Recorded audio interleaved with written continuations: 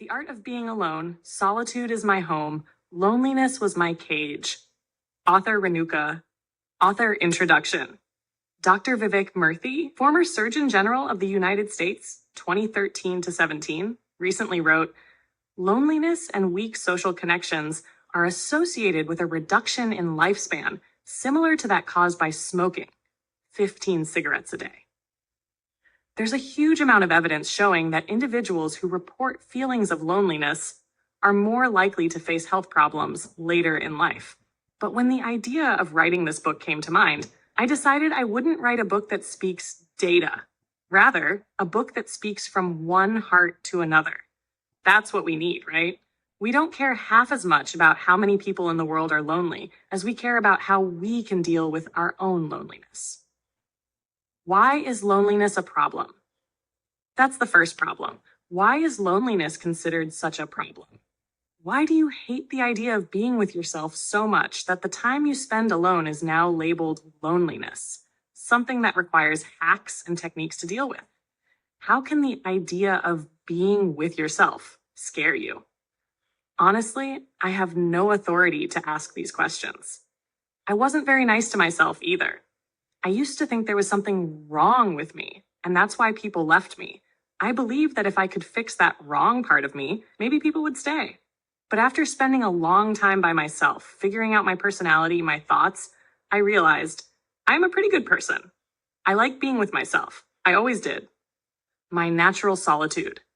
I loved spending time in my room, reading books, and wandering off to a distinct place in my head that only I was aware of. That always felt luxurious. So I dug deeper. Why did I start hating being on my own? Why was I chasing friendships when I never truly wanted a big group? I am an introvert. I like having only a few people around, people I truly love. I don't like hanging out with people I don't care about, even if I call them friends. And all that mental churning brought me to the same question again. Why was I wishing for the very things I hated? The root of it, social acceptance. The answer came to me suddenly. Acceptance in society. Let me explain. When I was in high school, there was a girl in my class who didn't have a single friend in a batch of 150 students. She was from a different section, and I was new, so I don't know why no one spoke to her. But those same 150 kids did become my friends. I used to see her eating alone at recess, sitting in the last row to stay hidden, even going to the washroom alone. Fun fact, girls usually control their pee rather than go to the washroom alone. But there she was, always alone. As much as people made fun of her, most students also felt sorry for her. I remember once asking a friend, "Hey, why does that girl from Section A always seem to be alone?" She said, "I don't know. Never talked to her. People say she's a weirdo, you know." The narrative we're taught. That one conversation is the answer to why we fear loneliness. The fear of being alone has been injected into our minds since childhood. We've learned that the kid who eats alone, sits alone, and has no friends is pathetic. In every book or movie, that kind of character is always portrayed as weak, someone who needs to be saved. Pick any film or novel, and you'll see the same pattern. These lonely characters are shown as easy targets, objects of pity, or just plain weird. Nobody wants to be that person. We don't want to be the weirdo who's unwanted, uncool, or doesn't fit in. The fear of judgment. Do I need to explain how much we care about others' opinions? We live our entire lives by society's standards. So many people don't chase their goals because they're afraid of what others will think. What if people laugh at them? What if they fail? David Foster Wallace once said, "You'll stop worrying what others think of you when you realize how seldom they do." Your biggest critic is you. You pass judgments on your every move, fearing what others might think. No one else is louder in your head than your own insecurities. College years, pretending to be fine. In college, I had no friends for about 5 months. A major fight with my friend group left me on my own. While others had their gang, I was alone. I talked to classmates, arranged college events. On the outside, I looked fine. My juniors admired me. My peers were jealous. But only I knew. I was truly alone. No one thought I was lonely, yet I was worried. What if they think I'm a loner? I dragged myself down, assuming people pitied me. But over time, I realized being alone isn't pathetic. We don't hate being alone. We hate being left behind. Stop feeling sorry for yourself. Stop feeling sorry for yourself because you don't have a cute group selfie to post online. Stop thinking something is wrong with you. Being alone is a part of life. It's part of adulting. People leave. Life moves on. Sometimes for better jobs, sometimes just because. Some people outgrow you, and sometimes you'll have to let go for your own growth. You can't always do something about it, but you can stop punishing yourself. Stop trying to fix yourself. Stop trying to appear perfect. Social media and the illusion of connection. The entertainment industry has convinced us that being alone equals loneliness. Social media shows everyone with their squads, friendship goals, weekend trips. You start thinking you're the only one without cool friends, the only one not chosen. That's why people treat being alone like a disease. But the truth is, it's all just a pretty picture sold to you. The first myth, alone, lonely. Being alone and being lonely are not the same. Being alone is a circumstance. Loneliness is a lens, a belief that you are somehow less. Loneliness lowers your self-esteem. It makes you insecure and ashamed of your own company. But it's not about the lack of people. It's about how you see yourself. My choice to be alone. While writing this book, I am alone. No friends. Not a single soul to hang out with. Not because I'm pathetic, but because I changed cities and lost touch, or others moved on. I chose to stay in my hometown to focus on writing. I get to sip coffee with my mom, spend time with my thoughts, and chase what I want. I don't have to dress up for parties or fake fun on weekends. I don't wait for the weekend. Every day is something to look forward to. I read, explore, reflect. I enjoy me without apologies. You are on your own, and that's a good thing. Taylor Swift once said, "The scary news is you are on your own now, but the cool news is you are on your own now." Being alone doesn't mean you are lonely. It means you're with yourself, and that's a beautiful place to be. Now close this book. Think about what you've read. Only when you come to peace with your solitude should you move forward. This book is divided into 2 parts. Part 1, turning loneliness into solitude. Part 2, turning solitude into growth. Because when you truly learn to love your solitude, you'll stop waiting for someone else to make your life whole. Let's begin. Chapter 1, stop romanticizing loneliness. If there's anything that can be crueler than death, it's nurturing false hope in your heart just to see them crushing every piece of you at the end. You must have watched those YouTube videos, or maybe read books that encourage you to romanticize your life, haven't you? Well, I have. To be honest, just by watching those videos, I would fall back into my imaginary world where I am the queen of the world, at least of my world. After imagining how it would feel to romanticize my life, I used to feel a different kind of excitement running through my veins, something I cannot explain in words. You might be thinking, Renuka, if you love the concept of romanticizing life, then why are you telling me not to believe in it? Well, after experimenting, learning, watching, and reading about romanticizing life, I came up with one explanation. Everyone is already romanticizing their life. They just don't know the nature of their character yet. Confusing? Let me tell you how you are already walking down this path and why this can be the most dangerous thing for your future. What does it mean to romanticize life? Romanticizing your life means becoming the main character of your life, as if your entire day is being recorded. In short, you act like you are in a movie, playing the role of the main character. But here's the thing. Consciously or unconsciously, we all act like our favorite movie characters anyway. In any typical movie, the story starts with a girl and a boy.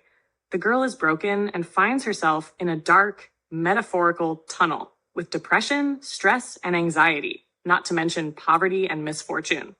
Then, the boy enters as the hero, saving her from the cruel world, giving her hope, teaching her how to love, and finally falling in love with her. After that, they face the world together as if God had conspired from heaven for their paths to collide. Sounds familiar? If not the girl, then the boy is broken. And the girl comes as the goddess to play the same savior role. And if it's not a love story, it's a friendship story. A broken, depressed, and pathless person meets someone who becomes their best friend for life. Most movies, web series, and books revolve around this same plot, where one is broken and the other becomes their guiding angel. The trap we're all falling into.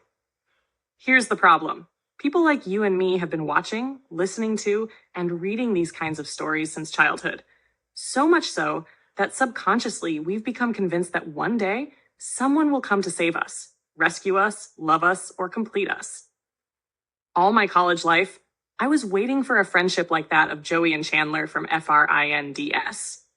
But nothing like that ever happened. I never had a best friend in school or college, but I always wanted one. The kind we see in shows and movies. That's probably why, even when I had a bunch of friends around me, I felt incomplete. But if I look back with a more mature perspective, I see a little girl wishing for the same teddy bear she saw in some random movie. The danger of false hope. So what's wrong with this anyway? Well, your imagination shapes your reality. And here you are, sitting there, thinking about how broken you are and waiting for a perfect, angelic person to come save you. The problem with this is, you start believing that you're not enough to change your life on your own. You rely on someone who doesn't even exist. And when things don't happen as you imagined, you feel even more lonely, as if something you almost had has now been taken away. If you've created an imaginary friend or partner in your mind, someone you believe will magically turn into reality, then please don't betray yourself like that. No one is coming to save you. No one is going to show up just to make you laugh or travel the world with you like in the movies. Life is not a movie. Move on from your hopes or be ready to watch them get crushed. The graveyard of hopes. Believing that you'll someday meet perfect friends who will become a part of your soul is like creating a graveyard of your hopes. The more you focus on finding new friends, the more it will hurt.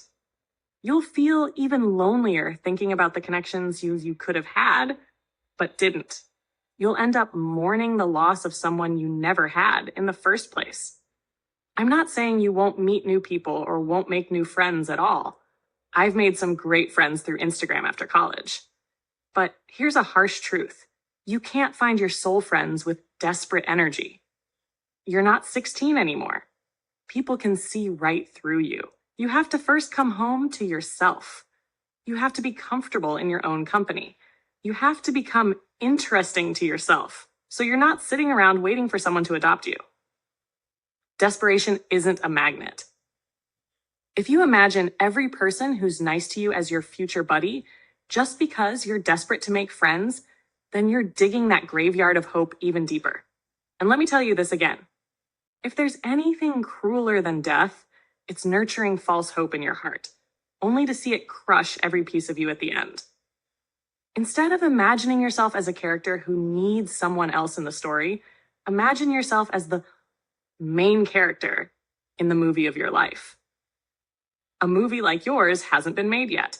A book like your life hasn't been written yet.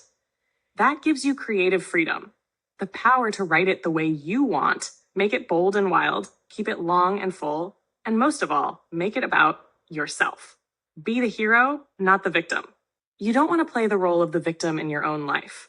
You don't want to be the one crying over people who never even existed. You don't want to victimize your character. Do you? Chapter 2, The Pain of Hiding Your True Self.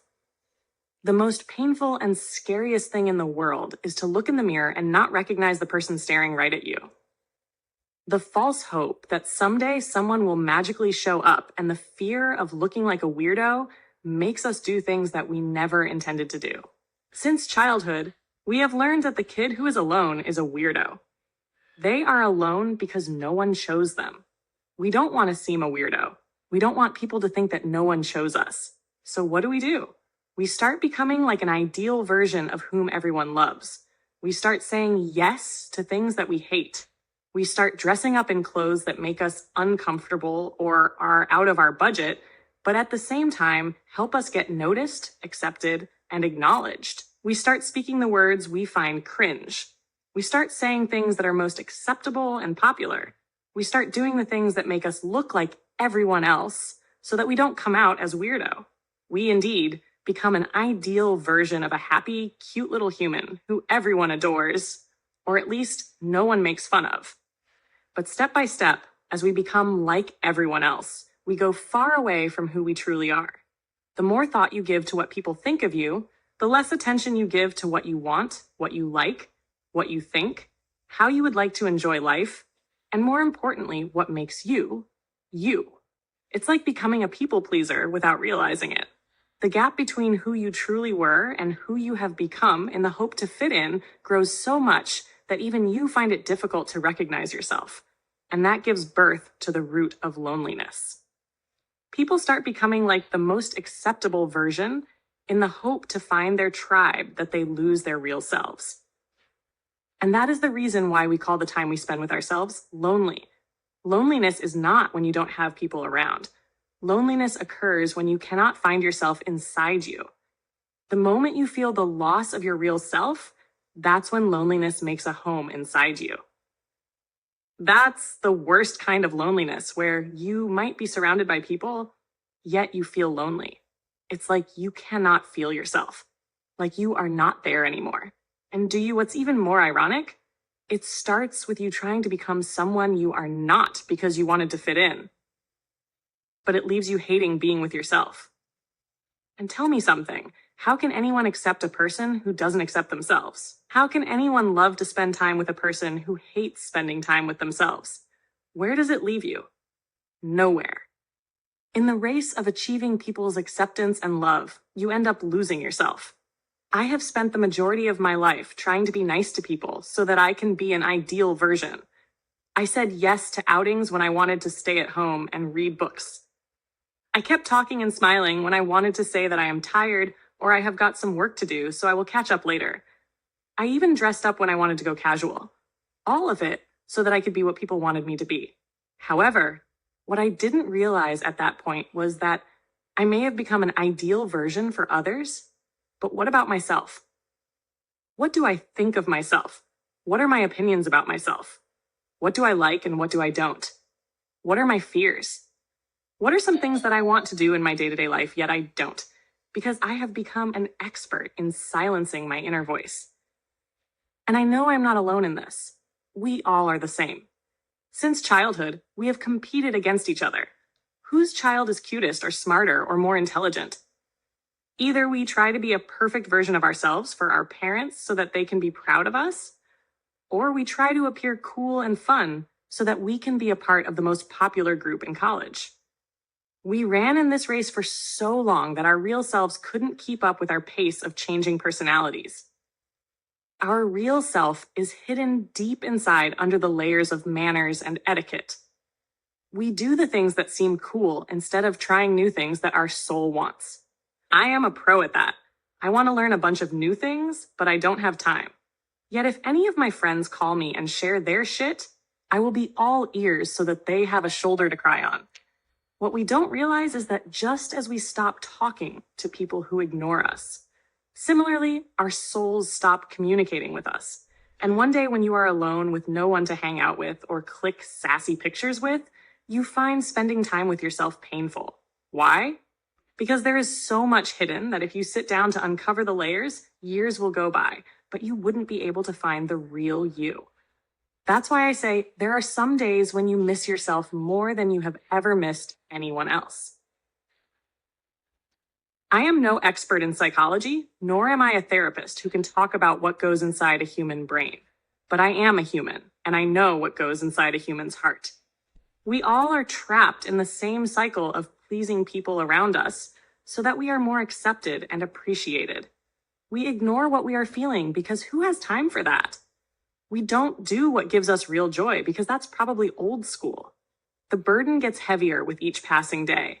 With every day, your real self goes far away from you. Your own images become blurry, and it becomes painful to take a look deep inside yourself. I have made these mistakes, and I don't want you to do that. So in the next few chapters, we will discuss how you can become more you, which will help you turn your alone time into solitude. Chapter 3, How to Be You. The need to fit in, to be like the most famous and cool person, and to be accepted lovingly is inherited in all of us. But how long do you think you can handle this? For how long do you think you can suppress and hide your real identity? For how long are you going to be different from different people? You try to be different for everyone around you. You are different for your partner, different for your boss, different for your friends, and different for your loved ones. And in all of this, the real you is lost. You have lost your real essence, your real self. Imagine yourself as a computer and see how you have opened different tabs of your personality for each person you meet. New person, new tab. Perhaps that's the reason your real personality has crashed. It's not like I am a saint. I have tried hard to change myself into the most acceptable and loving version as well. In fact, there are times when by default, I try to hide who I truly am or what I am thinking just to present myself as a wanted person. Why? Why do we have to try so hard to get others' attention? And is it worth losing our real identity? And do you know what's funny? After losing ourselves completely, we fall for those self-love hacks. Sometimes I feel like we are kidding ourselves. I am not a love expert, God forbid, but I know one thing, that you fall in with someone when you get to know them, isn't it? So let's find you so that you can fall in love with the real you, shall we? I self-love starts with self-acceptance. I have been using social media like a spy for the past year. During this time, I have seen the growing popularity of self-love, and the more definitions I read on self-love, the less I became interested in even thinking about self-love. Self-love has become more like self-pity. If that wasn't enough, giant companies and clever marketers took advantage of this growing popularity of self-love to sell cute shampoo bottles, expensive perfumes, and things like that. While I will never understand how self-love became about decorating yourself from head to toe, I want to share what self-love really means, a definition that is less accepted and discussed. As clear-cut as possible, self-love is about two things. One, knowing yourself, what you think, how you think. What is your true nature? What is hidden behind all the manners and etiquettes?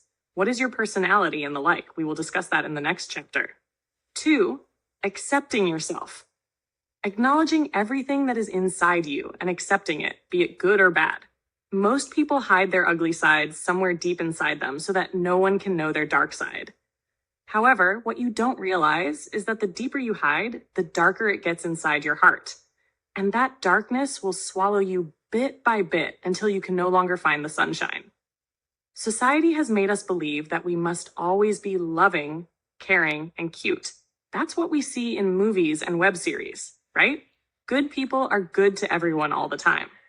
And we all install a desire subconsciously that there are good humans and bad humans. And if we can fall under the good human category, then we will be loved and appreciated and accepted as well. Then, we try hard to be nice. We try to be good to people even when they are abusive to us, because that's what good people do, right? And this trial period keeps draining you, because how can you be good all the time? How can you love others when you are hurt yourself? How can you be kind when you need to help yourself? You keep trying to meet the criteria of being a good person until you kill something inside you. And then suddenly you realize, oh, I need healing? Wow. What a trap. And this reminds me that even though we all want to be good and nice, yet we sympathize more with the villain of any web series or book. Why? Because villains show us that we all can be bad at times, not intentionally, but because we are designed to feel all kinds of emotions. We are not mobile phones where you cannot use Android features in iOS or iOS features in Android devices. You are a human. For God's sake, start treating yourself like one. Villains teach us that our dark side doesn't define us, but it is still a part of us. Since society is not very welcoming with traits that don't fall under the good girl or good boy category, we just try to suppress everything inside us that we genuinely feel, think, and love. I don't know when you or I started silencing our inner voice, but we have done it successfully enough to seek the definition of self-love in the external world. If you ask me, I used to think I am a good person too. I believe in kindness, love, compassion, and being warm to people. I want to be the reason people still believe in kindness and love. But at the same time, I know I am not God, and I make mistakes. Mistakes that at times hurt people. But hating myself for making mistakes, or for letting go of people, or for saying whatever I feel cannot make me love myself. So, can we please stop playing this game? Can you please stop pretending that your dark side doesn't exist? Let me share an example from my own life so you can relate better. As I said, I want to be nice to people so that I don't become the reason someone cries. But after 2 years of constant self-examination, I have studied my behavior. And that behavior says that I can be selfish at times. Yes, that's true. I am not all good, nor am I God. I have chosen me over my friends many times. Although the whole self-love journey made me realize that it's okay to accept myself as a selfish person. That's one of the truths about me. I know good people are not supposed to be selfish, but I am. I can either hate myself for that or learn to use this one trait in my favor. Learning to choose myself, my happiness, and my career over anything. This one truth about me made me realize how I function in relationships with friends and family. Since I know my behavior, I would always set my expectations clearly so people know what they can expect from me. This clarity is what brings peace to your relationship with yourself and others. If you don't know yourself, you will make similar mistakes in your relationships with everyone. And then if people leave you, you will say, why doesn't anyone want to be with me? Maybe I am not just lovable, or maybe there is something wrong with me that pushes people away. Self-love, my dear, is not only about taking bubble baths, applying expensive makeup to call it a self-care day. That just defines your lifestyle. Self-love is about knowing everything about yourself, however ugly or dark or bad your truth is, and accepting yourself with it. Self-love is about knowing how to transform your flaws into your strengths rather than hiding them inside you so that no one can see them. Self-love is about choosing yourself every single day to study your patterns, examine your behavior, knowing your thoughts, even if they are mean at times. Self-love is about creating a home deep inside you where you can be you without worrying about healing, pretending, or perfectionism. You are beautiful with your dark side, not by hiding them under the mask of goodness. I feel pathetic to say that there is a dark side in all of us, because it's not even our dark side. It's just who we are. That is how we are designed. That's what makes us unique and different from each other. You don't have to be bad to people. You just have to learn to not loathe yourself for having some traits that are not accepted in our well-dressed society. Be proud of what you are and accept every bit of yourself. Now that you know that you don't have to be all classy and glassy to love yourself, I guess it will be a lot easier to get to know yourself. Let's go on the journey of meeting you then, shall we? 2. Self-love grows with self-knowledge. Your inner world has more wonders than the 7 wonders of the world. I wish I could tell you some hacks and techniques to get to know yourself, or perhaps a schedule or a video that you can follow. But the sad news is, you are not a subject that you can just study, understand, and close the book. You are a human. Well, yes, not brand new information, but without stretching it unnecessarily, as humans, we change rapidly. We evolve. Our preferences change, and our working style changes, and our priorities change. What worked for you yesterday might not work for you tomorrow. What you liked 3 months back may not be your preference today. How you like to spend your time 6 months back might be something you hate today. Hence, hands down, I am sorry, but I cannot give some random hacks that just sound good on paper and make you feel inspired at the moment just to make you feel guilty for not following them later. Yes, I know this is a self-help book and I am supposed to give you some good-looking techniques, but darling, you are not a constant self-improvement project. A journey to self. Knowing yourself is not a one-day job or a 3-week-long project. It's a lifelong journey. We are living in a world of distractions. It takes less than a second to start wishing for something that we never wanted, just because everyone else seems to have it / enjoy it. In such a world where you are always surrounded by noise, it's tough to stay connected to the voice deep inside you. And let me repeat it again.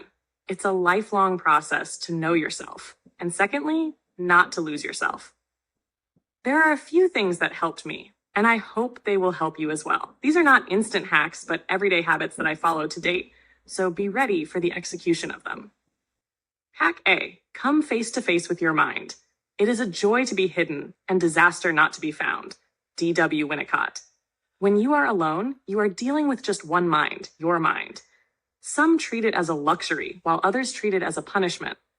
During your alone time, you are on your own. Your mind has a way of pulling you back to everything that had or could go wrong in your life. Your mind plays tricks on you to create unnecessary worries. When COVID-19 hit the world and we were forced to stay at our homes, I did a lot of digging in my mind. Initially, it felt more like a punishment because, I wasn't ready to listen to the 1,000 thoughts that my mind was generating every other minute. It was at that moment I realized how my mind never sleeps and always gives me a reason to worry about. Hence, the itch to go out in public and ignore the mind's voice.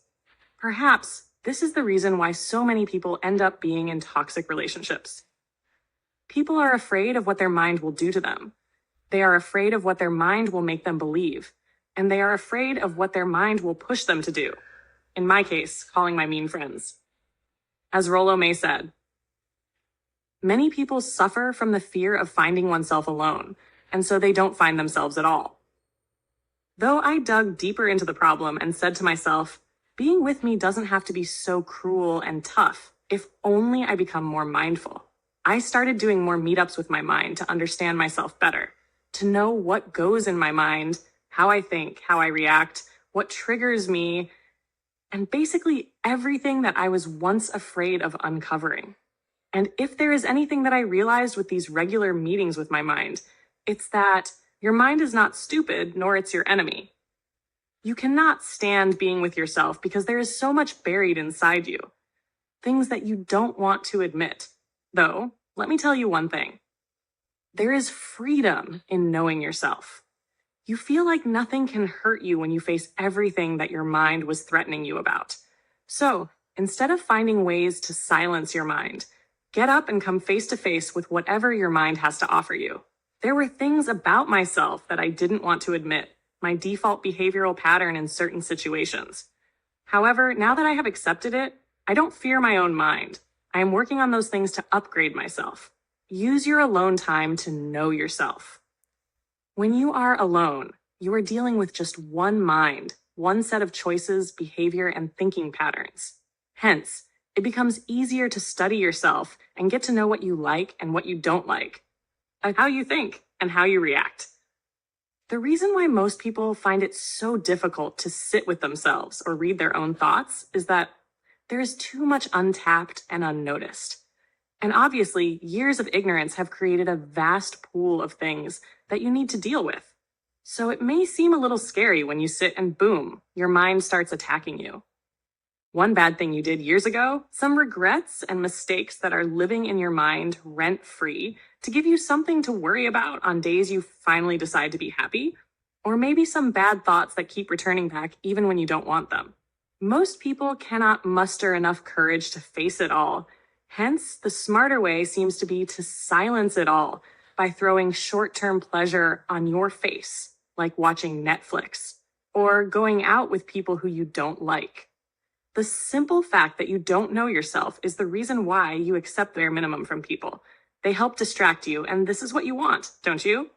So yes, there is a lot inside you, but it is all a part of you, so there is no permanent escape. You have to face it all, one day at a time.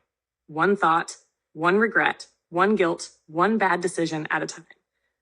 And I promise, once you face it all, once you uncover all the layers of your past, once you acknowledge everything that your mind was threatening you against, you will feel free, like you can take a breath without any fear. That's the start of peace. So give yourself the time it requires to uncover what's buried inside you. Everything that you have been ignoring for such a long time. Every thought you are afraid to accept. Every decision that you regret taking, not taking. Set yourself free. It won't be easy, but it will be worth it. It will take some time. But my advice to you is, if you can do one thing, I recommend you to try this challenge. Every day, take at least 10 to 15 minutes to just be with your soul.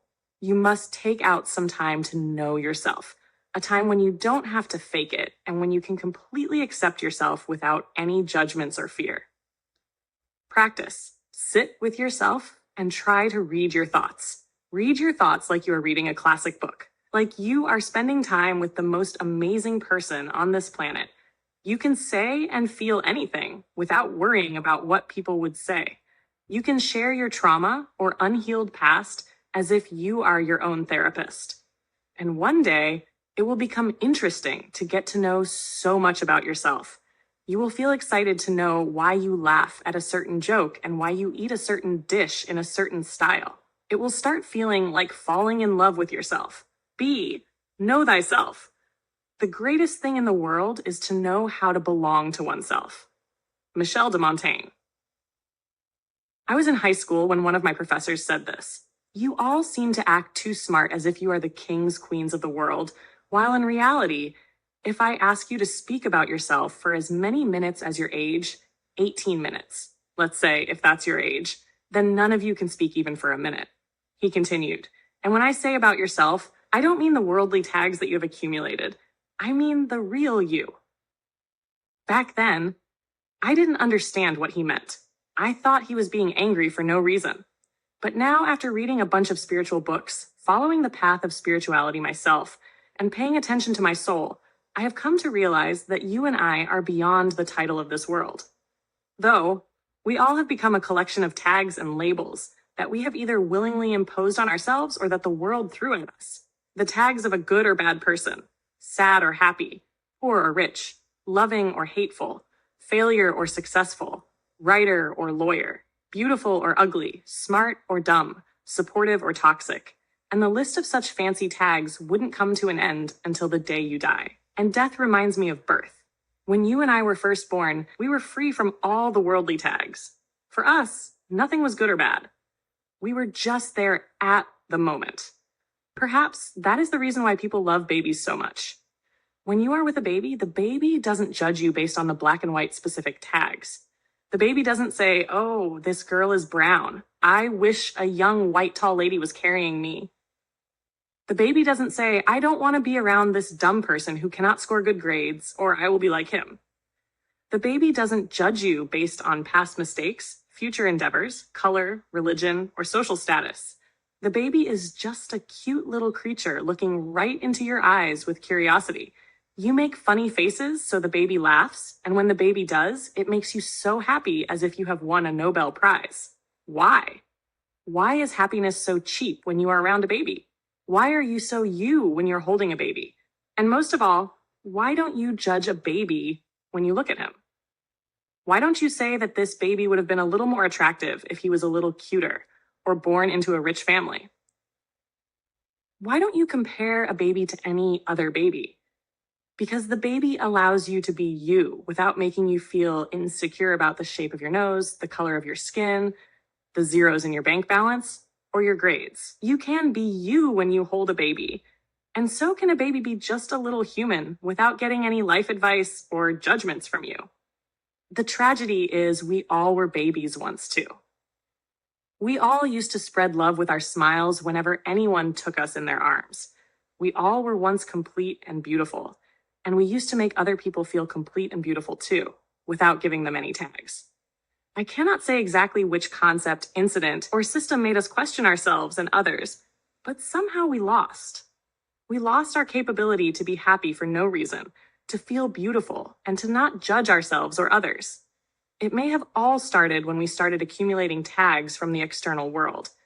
The more tags we collect, the faster we start losing our authentic selves. Society likes to put you in a box because it is easier that way to market products. If you are Black, buy this fairness cream and so on. And it is even sadder that you start treating yourself and others as a tag. But enough of this stupid system that likes to cage everyone. This system is stupid because no one is happy. And I am here to beat that system. It starts with you and me. And to break that system, here's what we can do. Free yourself and others. When I was around 10, there was a death in my family. It was my grandfather's brother's wife. And I remember one of my relatives was talking about me. She said, I don't look as good as other girls in my family do. Can you imagine? There is a dead body and people are busy judging you. What do you think I must have felt? I remember not considering myself beautiful till the age of 17, and I know how it feels to be judged so badly. But what I also remember is I tagged myself as ugly, and that shattered my confidence till 17. It happens to all of us. Everyone gets different kinds of tags from the world and starts defining themselves as per the tag. And that tag can leave its imprint on your heart until you can no longer bear its burden. So I would suggest you let go of all the tags that the world has thrown at you, tags that you have attached to your soul, and free others from the tags you give to them. Don't define people. Don't put people in a box. Don't give them tags, because your one tag can be a pain in someone else's heart. And if someone else is giving you tags, be it good or bad, instantly mutter in your mind yet another tag. But I don't want it. Be free and let others be free too. Don't make life so specific that it feels like carrying a burden. When we start defining ourselves with one particular thing, our entire focus revolves around it. And when that one thing goes wrong, we feel like a failure. And it's not just about the profession, but personal relationships as well. For example, if I say I am an author and put it as a label, I will always judge myself based on the number of copies of my books have been sold, how many people loved my book, and things around it. And if someone doesn't like my work, does that make me a bad writer? Something similar happens in personal relationships as well. When we become attached to one person/relationship, that person or relation starts defining our existence. That person can control our lives. That relationship can break our hearts into pieces if someday it ends. It could be with your romantic partner or your parents. If your mother doesn't acknowledge your efforts, does that make you a bad daughter? Am I just a collection of tags and labels? And should I spend my life collecting all the good tags, like a good daughter, loving partner, good sister, supportive friend, a good writer, and more such tags that are well accepted in society? And what if someday I fail? What if I end up hurting my friends because I have my shit to deal with? Does that make me a bad person? What if my books don't do well? Should I stop writing then? I believe that we are beyond the titles of the external world. I think a particular word cannot define our core being. One tag cannot describe you or me. We are more than just our professional goals and personal life relationships. All these things are external. You and I are a piece of everything we owned, every place we have traveled, every person we met, and every word we read. Everything leaves a mark on our soul that paints our personality into who we are today. We are stitched together by the songs we enjoy, people we love, adventurous experiences we have had, books we read, and the characters in them that we lived for a while, and many more small things like these that shape our perception and personality. But when we remain restricted to one particular tag, we put ourselves in a cage while expecting to behave, talk/think in a certain way. Perhaps that is why there is no uniqueness left in you and me. We are walking on the same path as everyone else. But I think that our entire personality or existence should not revolve around one person or one thing or one tag. We should be undefinable. Like no one can put us in a cage. Like if someone even tries to define us, it should take them hours to talk about our personality. Like I don't want people to say, Renuka is a great author with excellent writing skills.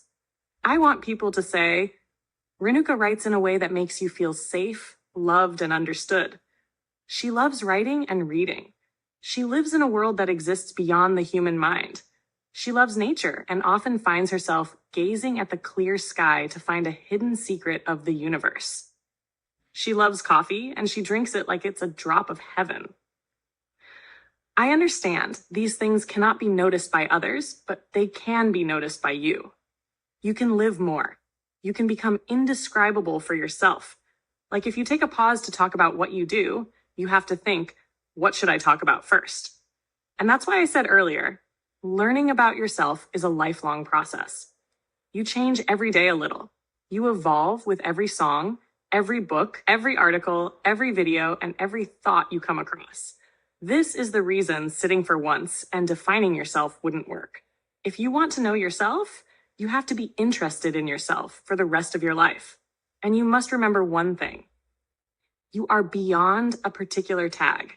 You cannot be labeled. Be undefinable. Let them wonder who you are while you create a personality for yourself that makes you fall in love with yourself every day. Define who and what you are not. Let me tell you one thing. When you will walk on the journey of self-exploration, you will realize one thing: you are not easy, which is a good thing. But that is one of the key reasons why people give up on themselves. It becomes a lot more to handle than it sounds.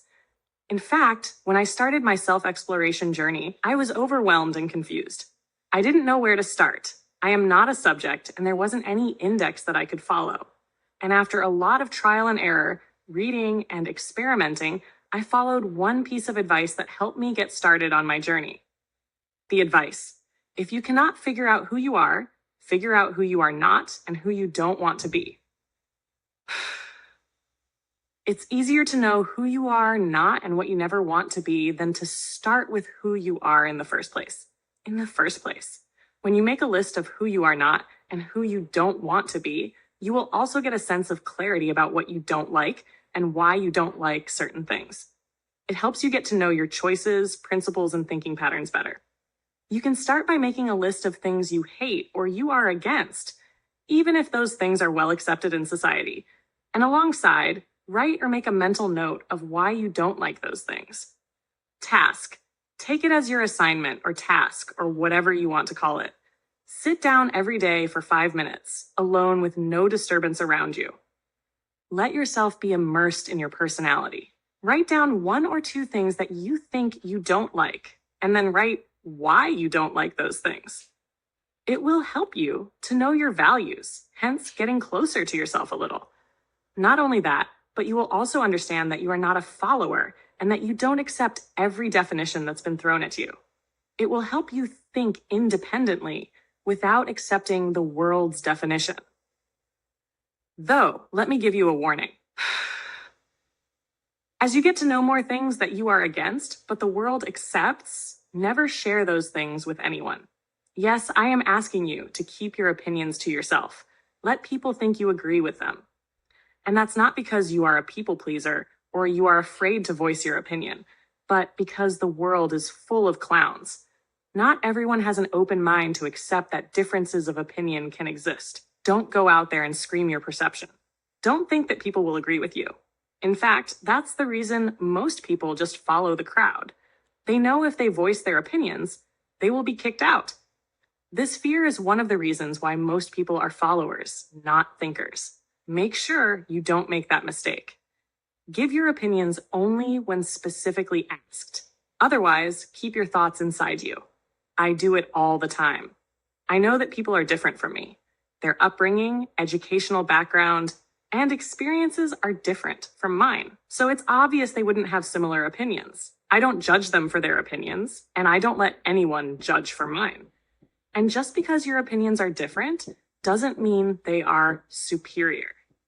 Maybe if you stay silent and listen to the other person, you will get to know a new perception. So go ahead and make a list of everything that you think you are not or what you never want to be. For example, while I was in college, almost every other student used to drink. I never touched it even when my friends asked me to at least try. Why? Because I knew I am not this and I never will. If you compromise with your principles once, it will become your habit to cheat your principles and do what's cool. I am not saying you should drink or should not. I am saying I never wanted to try it, so I stood my ground. Now, it's your turn to stand tall on yours. That was the one reason I was often misjudged and left alone. I didn't want to just belong to some group. I wanted to be with people who align with my values and principles. This is the thing about knowing what you don't want. Once you set the lines clear for yourself, you stop taking the garbage in. You stop taking the bare minimum from people. You stop laughing at jokes that aren't funny, and you stop saying yes to everything because now you know what you are not, what you don't want, and what you will never be. It raises your standard. It makes you feel that you are not here to adjust to everyone or everything. You simply learn to reject what you know you don't want. It's that simple. There is no such thing as learning to say no. All you need to do is learn to know what you don't want. Set the standards high, and if people cannot climb those standards for you, then they will automatically stay away from you. This is how you attract good people and stay away from toxic ones. In fact, your eyes become blind to those who are toxic.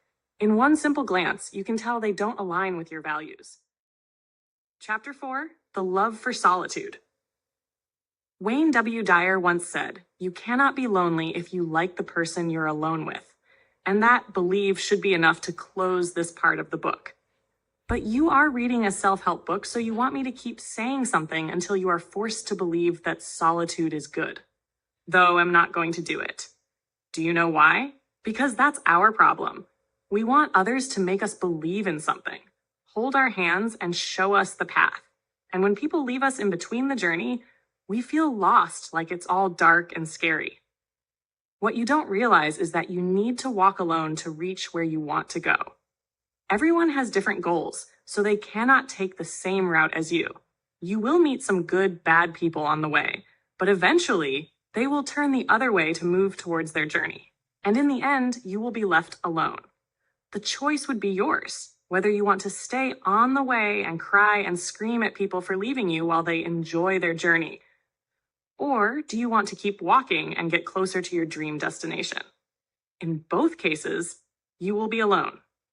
But the choice of crying and seeing yourself as a helpless person, or to keep walking and enjoying the journey, will be in your hands. After 5th grade, never stayed in any school for longer than 2 years. Kept switching schools until college. Being an introverted and extremely underconfident child, it was already quite tough for me to make friends. And when would finally make one friend who could turn into my best friend, would have to start from scratch again. Had a really close friend in high school who is now married, but had to leave her because changed school. Then had another really close friend in +2, but then it was time for me to leave my hometown and shift to another city for college. And then, as God was creating a perfect illusion, met my then best friend on the first day of college, who was also my roommate. For 4 to 5 months, the two of us were such great friends that even professors knew that we always stayed together. And for the first time, felt like found a best friend. But then got really sick and had to come back to my hometown for 15 days. When went back after 15 days, was already replaced. Knew that now no longer fit in her definition of fun. So boldly asked her to pick either her new friends or me. Well, you can imagine the rest. Was alone for almost 3 to 4 months back then. Met some new people after this 4-month gap. And long story short, they became some of the most amazing people ever met. Met my girl gang, who still miss. These girls made me understand that women uplift each other, and women need each other more than they need men. Society tricked us into believing that women are women's biggest enemy. But honey, you cannot even imagine what a woman can do for another woman. Now back to my point. When my college life came to an end and came back to my hometown, obviously we had to leave each other. Was with my friends for a short period, but leaving them felt like leaving a part of me for a while. When my college life ended, thought distance cannot come between true friendship. This is what social media gurus say, right? The initial few months were great. My friends and used to connect every now and then to gossip about our college, remember the stupid things we used to do, and share our general life updates. It was going well until after a few months, every one of us got busy with our work.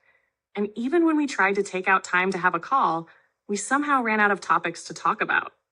Our lives, profession, and environment were now different, and so were our priorities. It was in those moments that loneliness started hitting me. And no, even though, have said that loneliness and being alone are two different things, and still stand by my words. But it is also true that your heart misses people who made you feel at home just by their presence. Their stupid jokes, their gentle touch, their inspiring words, and their hidden care and love. It all makes you miss them. Missing the people who you cannot be with anymore. And realizing that you wouldn't be able to meet the people who were a part of you creates loneliness. Though, what realized is that people are on and off in everyone's life. They come and go, for good or bad. In case you didn't understand, meant that after watching this great web series and movies on friendship and romance, we are just manipulated into believing that there is something called forever. However, when your own friends or partner leave you, you feel betrayed, lonely, and incomplete. You and have nourished a belief that people have to be available for us 24/7. But real life doesn't work that way. People aren't ambulances who can be available to you whenever you want. They have got their own shit to deal with. They have got a career to work for, a family to nurture, a goal to achieve, and a few breaths to inhale in silence. And this was one of the harsh truths that had to accept when my college life came to an end and had to say goodbye to my friends. Initially, used to feel sad and lonely too, but later realized that is how things are going to be for the rest of our lives. This is the part of adulthood when you have to say goodbye, even if you don't want to. This is part of being an adult when you have to let go of people to get a hold of your career. That's why I said earlier that loneliness is a part of the journey. I'm not saying that you have to choose between career and friendship, but it happens automatically that you wonder, how did my friends slip away from my hands? That's the bargain of making a career and living your dreams. Yes, there are some people who are lucky enough to have both, but that seldom happens in reality and more in movies, books. For example, one of my favorite series is Friends, but if you observe this series, all 6 friends hang out with each other all the time. They are always sitting in a coffee shop, but that's not possible in reality. You have a job, career, studies, and a lot more things to look after. You cannot just sit around all the time. So let's make a new belief, or rather an agreement, that you cannot expect people to stay forever. Not because they are bad, but because they have a lot to deal with in their own lives. And that's a part of growing up. The concept of forever is just a fantasy that you have bought from some random series. In our generation, forever means following each other on social media and once in a while commenting on each other's posts and keeping each other in our memory lane. That's it. Other than this, if you are expecting anything from anyone, you are just preparing yourself to get hurt. So, kill your expectations of other people and realize one simple truth. You are on your own now. Except for you, no one is going to stay by your side forever. People cannot babysit you forever. So even if you are around people or you find good people in the future, like Had, know one thing. You cannot be dependent on anyone. You will have to create enough space in your heart for yourself so that being with yourself feels safe and loved, and being with people feels like a bonus, not a short-term pleasure or escape. So ask yourself what you want for yourself. If you chose to keep walking, then make one more choice. The choice of loving the person who you are with, and that is yourself. When you love yourself, you will view the journey as a treat. As said earlier, it's liberating to be with yourself. You are with just one mind, one voice, one type of opinion and perception. You wouldn't have to take the burden of becoming who you are not to please people you don't like, just to fit in. Just for them to hold your hands until the end. When you know you can walk alone just as fine, you will be astonished to experience such simple joys of life that your soul enjoys. Hope you understand not asking you to push people away. Never do that. It's hard to find people who truly love you. All I'm asking is to not forget yourself in the noise of the world. The next section of the book is based on turning solitude into your growth period. But it can happen when you start viewing your loneliness as solitude. As a privilege, not a curse. When you are ready to walk with yourself, let's learn to walk toward your dream life. Shall we? Part 2, Turning Solitude into Growth. Chapter 5, Practicing the Art of Being Alone. Some people are alone because they don't have friends or family. Some people practice being alone because they want to stay connected to themselves. Georgia O'Keeffe was an American modernist artist, often called the mother of American modernism. Born equals on November 15th, 1887, the second of 7 children, Georgia Totto O'Keeffe grew up on a farm near Sun Prairie, Wisconsin. By the time she graduated from high school, she had determined to make her way as an artist. Georgia studied at the Art Institute of Chicago and the Art Students League in New York, where she learned the techniques of traditional painting. The direction of her artistic practice shifted dramatically 4 years later when she studied the revolutionary ideas of Arthur Wesley Dow. Dow offered O'Keeffe an alternative to established ways of thinking about art. She experimented with abstraction for 2 years while she taught art in West Texas. Through a series of abstract charcoal drawings, she developed a personal language to better express her feelings and ideas. O'Keeffe mailed some of these highly abstract drawings to a friend in New York City. Her friend showed them to Alfred Stieglitz, the art dealer and renowned photographer, who would eventually become O'Keeffe's husband. He became the first to exhibit her work in 1916. By the mid-1920s, O'Keeffe was recognized as one of America's most important and successful artists, known for her paintings of New York skyscrapers, an essentially American symbol of modernity, as well as her equally radical depictions of flowers. O'Keeffe was at the peak of her career when she found herself restless in the city life of New York, craving to escape the crowds. While Stieglitz, her husband, was a social butterfly, O'Keeffe preferred being alone. She always said, "There is a kind of freedom in being alone." Finally, in 1929, after much deliberation, she left for New Mexico for the very first time. This became the first of her many extended trips in the desert, where she spent months wandering alone, living in tents with nothing but her art supplies for the company. In 1934, O'Keeffe bought a piece of land on a ghost ranch and permanently moved to the desert. Here, she spent 4 years restoring the ranch and setting up her solitary abode. Her minimalist house with a view of the Cerro Paranal Mountains became her own little haven, where she lived up to almost 100 years deliciously alone, in blissful solitude, making art till her body allowed her. Her art and the inspiration behind it were simple, as she used to say. "I had to create an equivalent for what felt about what was looking at, not copy it." Georgia O'Keeffe is not the first nor the only artist who found inspiration in solitude. History, if you flip the pages, is filled with examples of legendary artists, warriors, and writers who found their hearts speaking to them directly when they spent time with themselves. Much like Georgia, Nikola Tesla preferred solitude and went on to say, "The mind is sharper and keener in seclusion and uninterrupted solitude. No big laboratory is needed in which to think. Originality thrives in seclusion, free of outside influences, beating upon us to cripple the creative mind. Be alone, that is the secret of invention. Be alone, that is when ideas are born.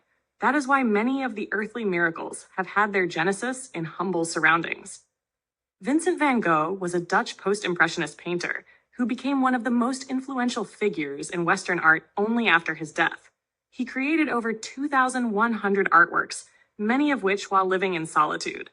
Vincent often felt lonely, but instead of crying over it or finding fake, degrading company, he used his art to express himself and his experiences with loneliness.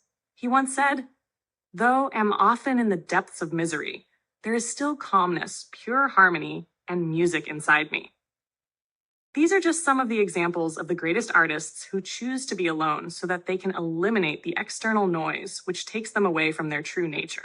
Cal Newport talks about how all the great writers, artists, and inventors choose to spend time with no distractions so that they can connect with something deep within themselves and create a true masterpiece. The irony is, where our generation is treating solitude as loneliness, something to escape and feel ashamed of, there was a time in history when all the great minds sought solitude to travel inward. Solitude was once a luxury to experience the calmness of the world that lives inside us.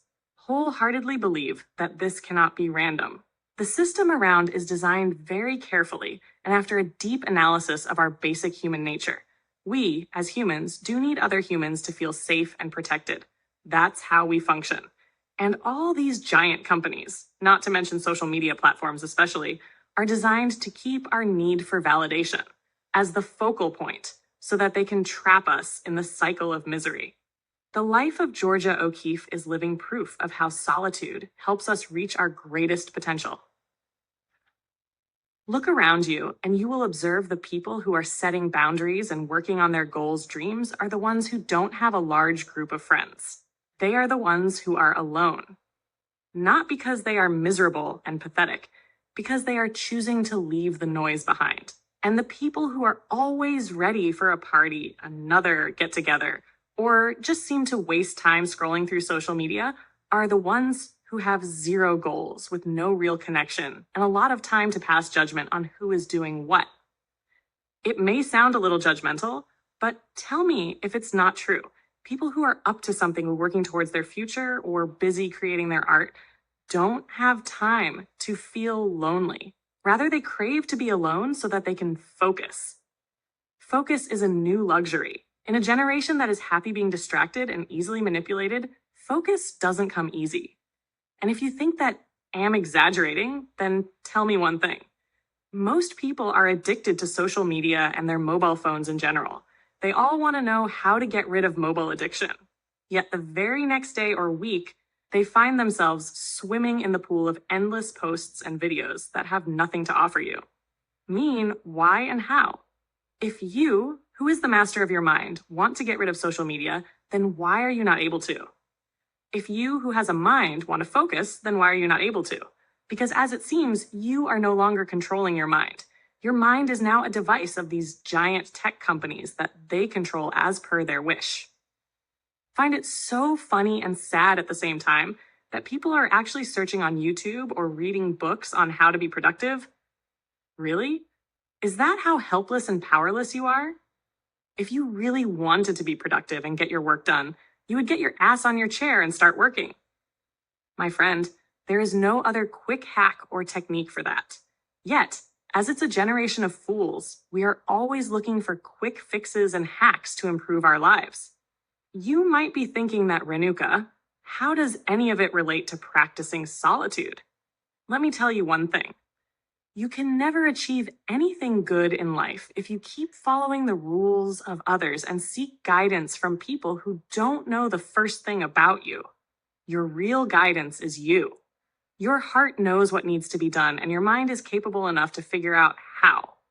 But if you keep filling your mind with the thoughts and opinions of others, you will end up becoming and thinking like them. There would not be a single shed of uniqueness in you. You will end up becoming like a copy of the people you listen to on social media and in real life. That's why they say, you are the average of the 5 people you spend the most time with. My question is pretty simple here. If you are the average of the 5 people you spend the most time with, then how will you become an average of yourself if you don't spend any time with yourself? If you become like the person who you spend the most time with, then does that mean you are going away from your real self for you don't spend any time with yourself? Perhaps artists like Georgia O'Keeffe knew this from the start. They all knew that in order to create real art, they have to become real to themselves first. Hence, they choose solitude. We have already learned why loneliness is not a curse and how we were manipulated into believing so. But you need to learn that solitude is the only way to create real art. Sure, you cannot leave everything and everyone behind and shift to Mexico, but you can consciously choose to spend some time with ourselves so that we can become more like ourselves. At least we can touch the reflection of our true personality and experience the luxury of our minds. Let's first learn how you can practice solitude and why, and then how you can use your alone to grow yourself. Digest, reflect, and reset. Okay, weird question, but tell me honestly, has that ever happened to you that someone presented your favorite food and you ate more than your body could take? And then you felt so stuffed that even breathing became like a task. Now, if someone asks you to walk 10 kilometers in such a situation, would you be able to? Probably not. And I'm speaking this from experience. Something similar happens with our brains. Excessive eating can make you feel tired, sluggish, or exhausted. And if you eat junk, then sometimes it even causes vomiting, stomach ache, or worse, food poisoning. All in all, it's very obvious that what you eat, you will produce. In simple words, junk in, junk out. So it's safe to say that by eating a burger, pizza, and fries every day, you cannot expect to build a healthy body, right? So you are smart enough to understand this much.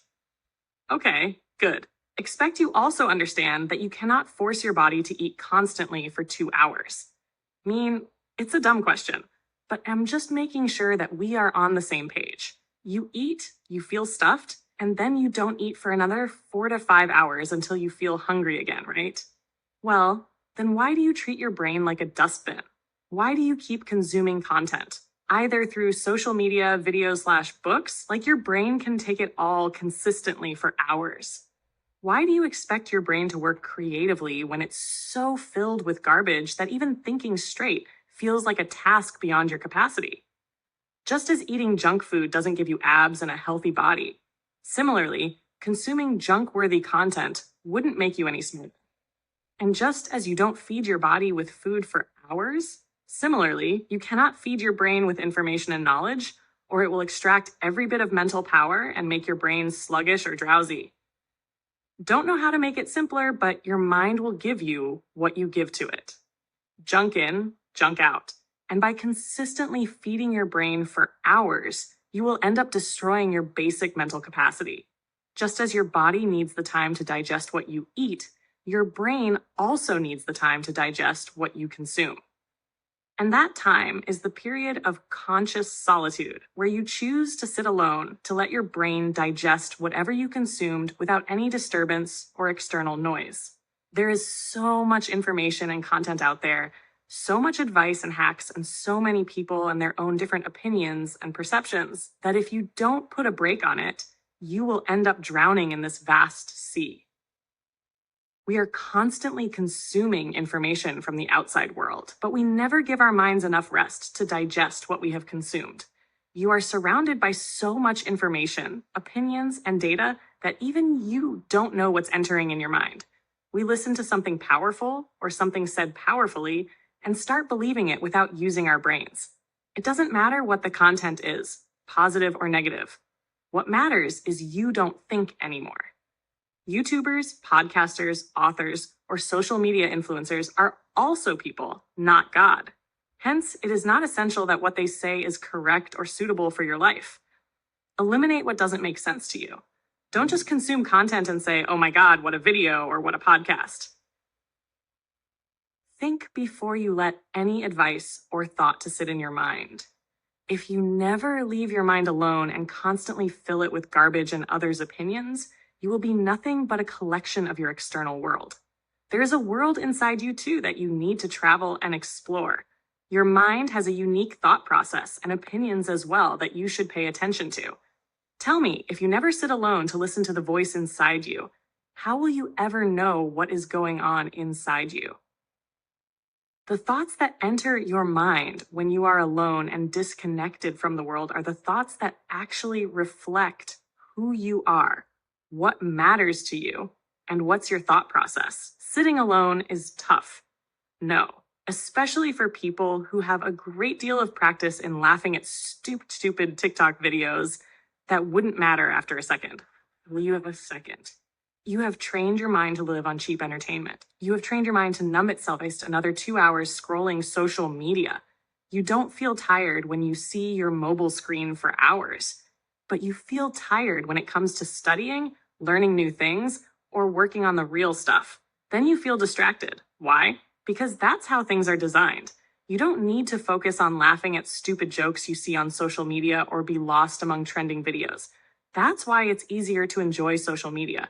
And that's the same reason why your mental muscles are getting weaker. You and I are practicing every day to not practice focus. Read that again. All can say is, sitting alone will be tough initially, but it is the need of the hour as well. You need to give your brain the time to digest what you consumed. Reflect on what is important and delete what's not, so that there is enough space again to feed your brain again. You need to give your mind the time to reset and let it be alone for a while to create your own world that is unique, artistic, and known only to you. You need to choose to sit in solitude, feeling the freedom that comes with your company, and let your mind take some rest from the noise of the external world. Otherwise, as said earlier, you will end up becoming an average of your surroundings. The time you spend with yourself will help you to filter out the garbage, curate your own opinions, analyze your thoughts, and study your beliefs. In simple words, detox your brain every day. 2. The art of getting bored. When was starting my journey as a writer, used to watch and read the interviews of famous authors. And one thing was common in all of them. They all said the best ideas come into their mind when they are not looking for them or not doing anything at all. It's not just the authors, but if you ask any creative or artistic person, you will get the same answer. And always thought that it was impossible until it happened to me. We are always busy. One task after another, one email after another, one video after another, one thought after another.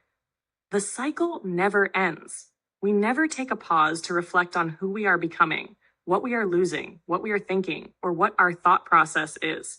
When you are just taking outside information without thinking about what you are consuming, you end up doing, thinking, and becoming like your surroundings.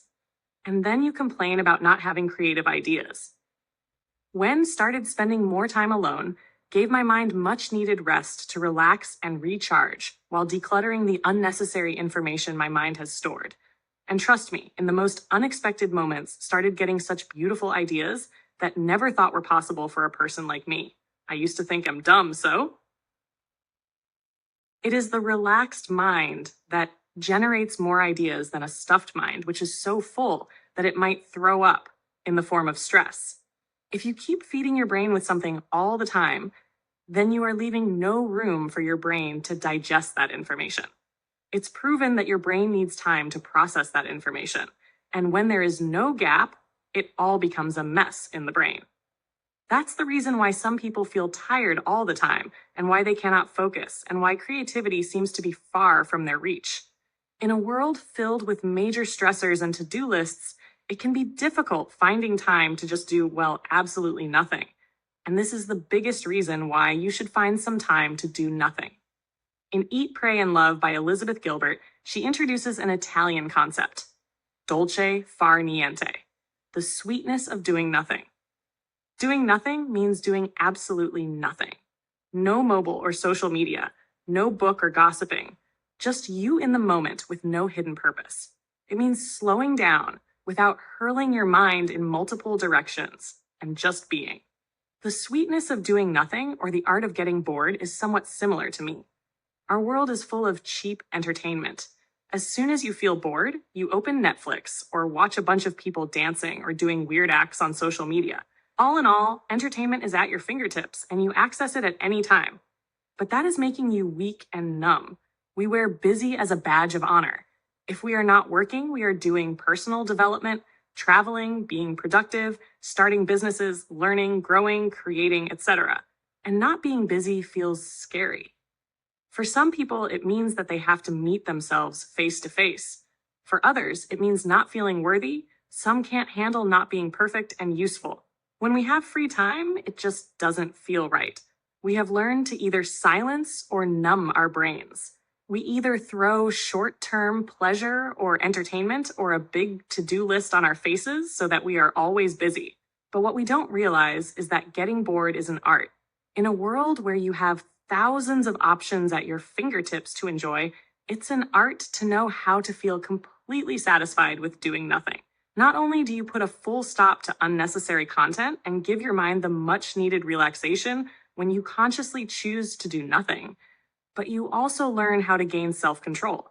Most people go back to their toxic ex or friends because they cannot bear the thought of having no fun in life. People feel boredom, so they accept the bare minimum from others. But why? Getting bored is more like a form of meditation. You do nothing. You sit alone with yourself. The only condition is to be aware of your mind. Don't let your mind slip back to negative thinking or self-sabotaging. You learn to control your mind. You learn to control your desire to be with others. You learn to control your desire for cheap entertainment. You learn to not give up on short-term pleasure. This builds self-control. You learn how to be bored like an artist. And then your mind rewards you with the most amazing creative ideas. The kind of ideas that you never expected. You cannot get out of the world ideas when you are spending all your time doing something and not letting your brain communicate with you. You wouldn't get creative ideas just on your first day of practicing the art of getting bored. The first day will feel like a total waste of time, and probably you will curse me. Your mind will play tricks on you, reminding you why you are not enough or something bad from your past. And before you know, your time of getting bored will turn into overthinking. But that's where you need to learn to be an artist. As you practice the art of getting bored, You leave your mind free to wander the distinct world inside you while being fully, completely, absolutely aware of where your mind is leading you. Just when you realize that your mind is dragging you down, you take back control and perhaps consciously choose to think about something else that relaxes your mind. It's an art, so it will take time.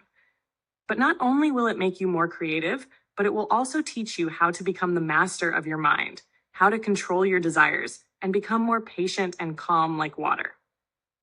3. Learn to belong to yourself.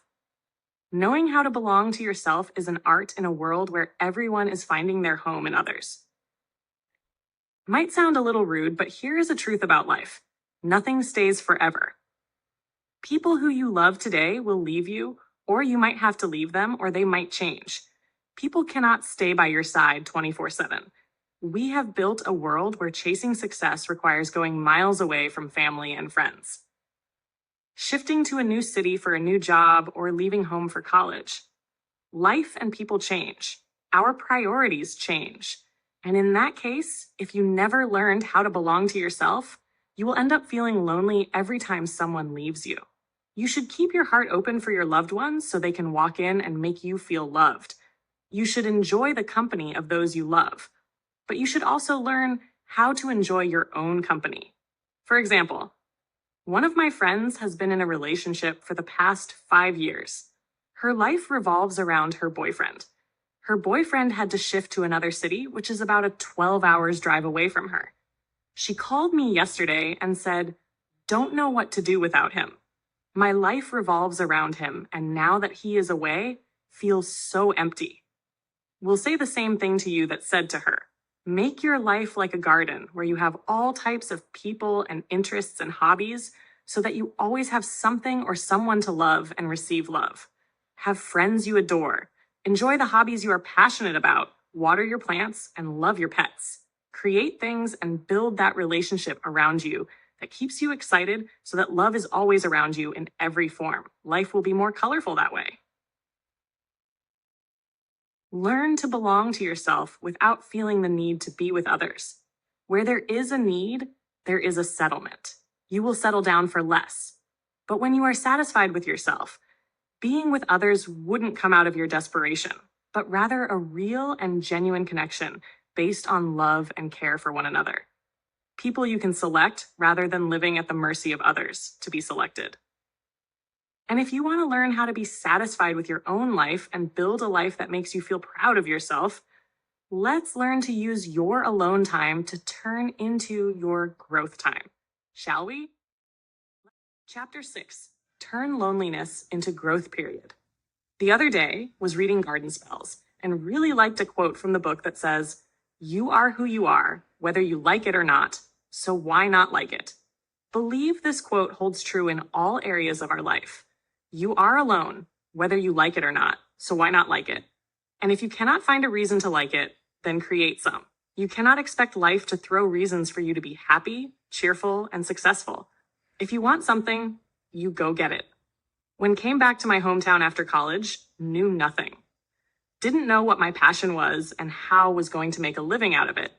Was alone, desperate to achieve something without having any specific skill set, with societal pressure hanging on my head 24/7 to prove my worth, and absolutely no one to talk to share how I was feeling.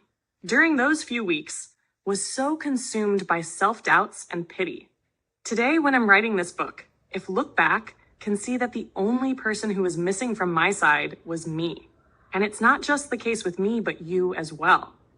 When it comes to supporting others, we stand tall with them.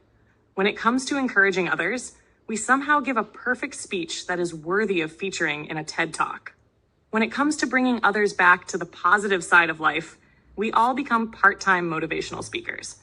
However, when it's time to support ourselves, we somehow manage to leave every bit of Gian behind and push ourselves into a dark tunnel of self-sabotaging.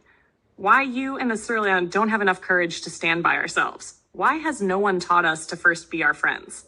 Well, if no one else, then today, let me tell you how to be your friend and how you can use your alone time to turn it into your growth period. Chapter 7, Make a new best bud. I'm in my 20s, and as per the standards set by society, I'm supposed to just have fun, date random guys, dance to a song that don't understand, and call it living life. But hey, don't want any of this. Am the kind of person who wants to be successful, have everything set my mind on, and make money. But at the same time, wish to live a slow life in a small village in Scotland. Quite amazing, right? However, as said, the path to success is lonely, and you can either choose to hang out with your friends every other day, or you can be focused to achieve your goals. Your friends may not have similar goals as you, or when you want to study and they want to have fun, you need to choose one. Just to be clear, didn't have much of a choice after coming back to my hometown, so obviously settled with the latter option. Decided to dedicate myself to my goals. Decided to live for my dreams. Decided to turn my imaginary world into my reality. Decided to make friends with a friend who will last as long as want. A friend who will help me get closer to my goals. A friend who will make me feel important and confident every day. And still have that friend with me at every stage of life. It's tough to maintain the friendship, but it's worth every effort. And I'm asking you to become friends with my friend as well. You will be 10x happier than you are now. Want to know who that new friend is? I'm asking you to become friends with your goals and dreams, with success and achievements. I'm asking you to start fresh with yourself. I'm asking you to look at your alone time through the lens of a highly successful person and think about how they will use their time. And if you think about it, it's neither loneliness nor solitude. It's just time. How you view it will decide what kind of label to put on it. And that label depends on your mindset. So yes, I'm asking you to change your mindset, transform your perception of loneliness. Look at it with the lens of your own future version, who is highly successful and expecting you to use this time to grow yourself. Work on your dreams. Get closer to your dreamland, one step at a time. And feel empowered as you think, what all can you do for yourself in your alone time? It's honestly that simple.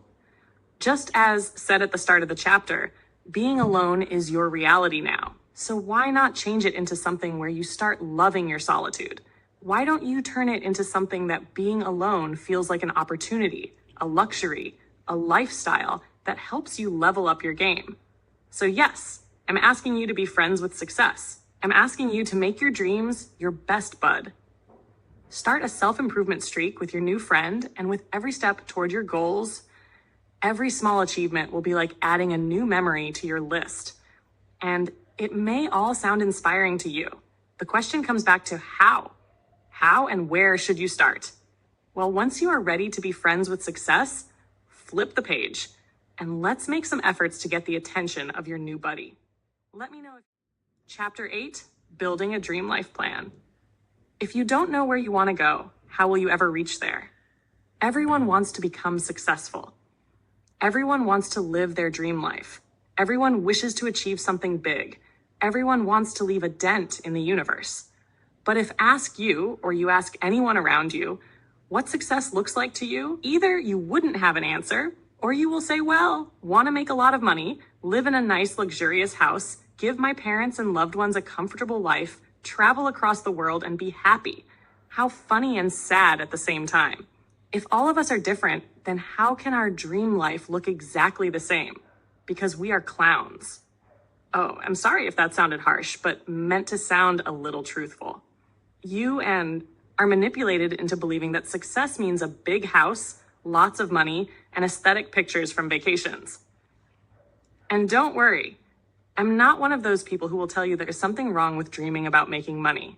No, darling, love money. But the problem is you and are behaving like clowns.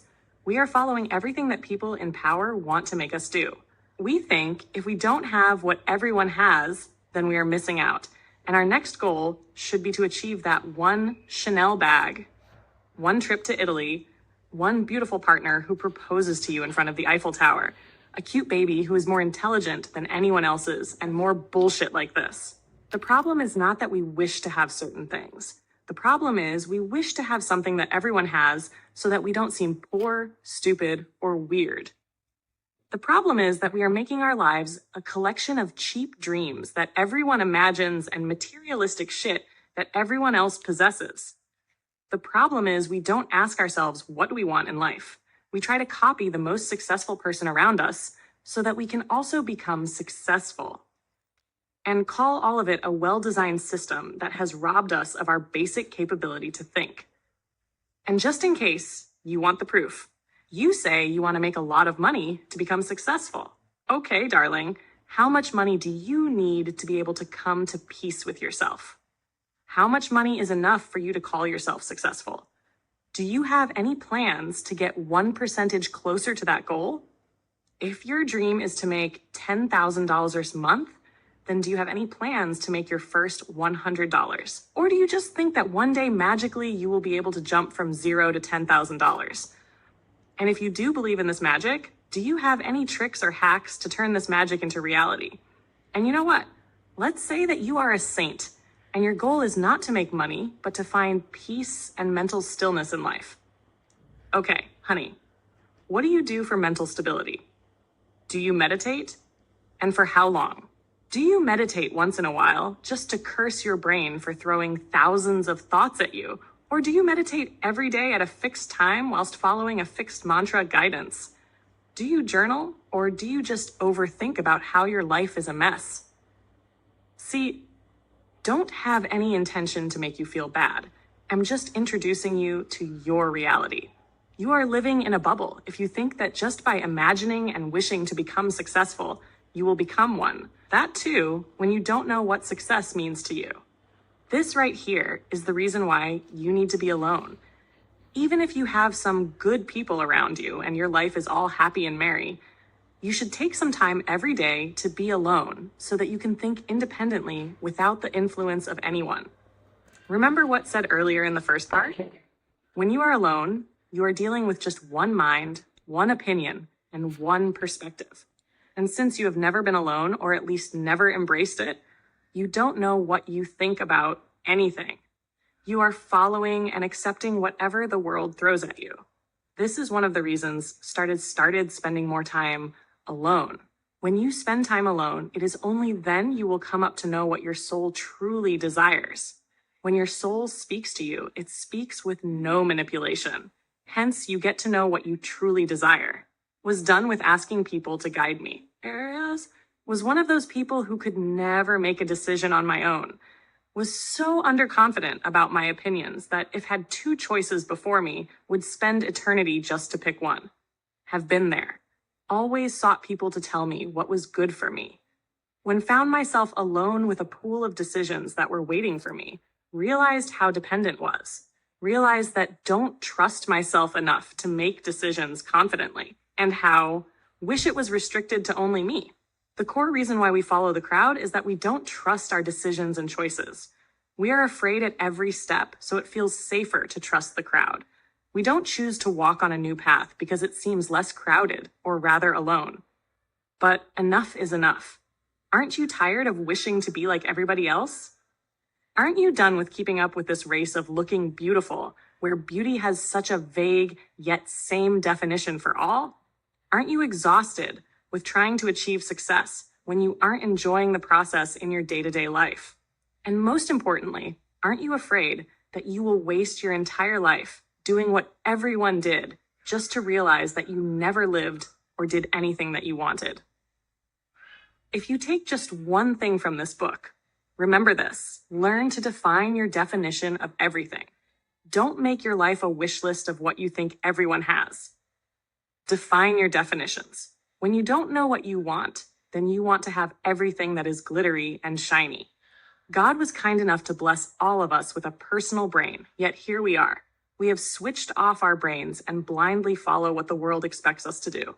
And then we wonder, why am not happy even when have everything of ours dreamed of? Maybe. Should make a gratitude list just like everyone suggests to count my blessings and remind myself how lucky I am. Darling, it's time to switch on the button of your brain so that your inner light can guide you. And how are we going to do that? Well, simple enough. Just as we have practiced following the rules and fixed definitions of society, Now we will learn to create our personal rules and definition of everything. It's ironic how people always find something to give a personal touch to, even coffee mugs, but forget about their life. But better late than never, right? A few days ago, shared a post on my Instagram account about finding joy in your day-to-day life. And one person commented that and quote, don't understand what should do for my happiness. This shows how much distance we have grown from ourselves. In the race of finding people, we lost ourselves. And if you are expecting that, can give you some hacks or techniques to help you find your happiness or success, then I'm sorry, you are free to burn this book. Cannot tell you what to do. Don't know who you are. What's your history? What makes your heart beat faster with excitement? What feels joy to every nerve of your body? Don't know any of it. No one knows. And even if tell you a few hacks, then maybe you will give this book 5 stars and feel motivated at the moment. But after a few days, you will forget about it. Why? Because it didn't come from you, so it didn't fit in your life. You need to sit down and start defining things for yourself. Do you want to be happy? Great. What does happiness mean to you? Dig deeper and figure out what are the things that make you happy and how you can add a little dose of happiness to your day-to-day life. Don't find your happiness on YouTube or in any book. Find it in your heart. Do you want to be successful? Fantastic. Now ask yourself, what does success mean to me? What is your definition of success? And how do you imagine living your successful life? Are you successful professionally, or do you want success in all areas of your life? Let your definition of success be your compass. You cannot build your life by walking in someone else's footprints. Your life is your treasure. Your life belongs in your hands. You should take charge and start defining everything for yourself. Enough of living like a slave who blindly follows everything. You might not be the actual king, queen of the world, but your life depends on your actions, so act like you own it. Take your own decisions. Build your definition of everything. Think before you accept anything from society. Use the brain that God has blessed you with. Look within and find your true guidance. It's time you become the owner of your life. It's time you give a personalized touch to your life. And it starts now. Chapter 9, The Action Plan. You cannot build your dream life until you don't know what you don't like about your life right now. You want to change your life. Well, darling, everyone does. But the big question is, why? Can you give me 2 reasons why you want to change your life? What is something you hate about yourself or your life that is itching you to change your life? If you cannot come up with 2 strong reasons, then all of this will just feel like a motivational speech to you, which you will forget in the next 2 days. Without knowing what you want to change, what will you work towards to change? You need to sit down and make a conscious list of what are some of the things you don't like in yourself or your life. Knowing what needs to be changed is the first step toward your dream life. It's obvious that your dream life looks different than your current life. That's why we call it dream life. So ask yourself, what is the difference between your dream life and your current life? Not only the professional difference, but dig deeper and analyze differences in each area of your life.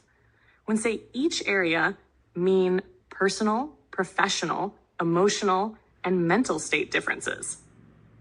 When say each area of your life, mean what your dream day-to-day life looks like. It's not a sudden magical one-day thing. To be able to create your dream life one day, you will have to act like your dream version every day.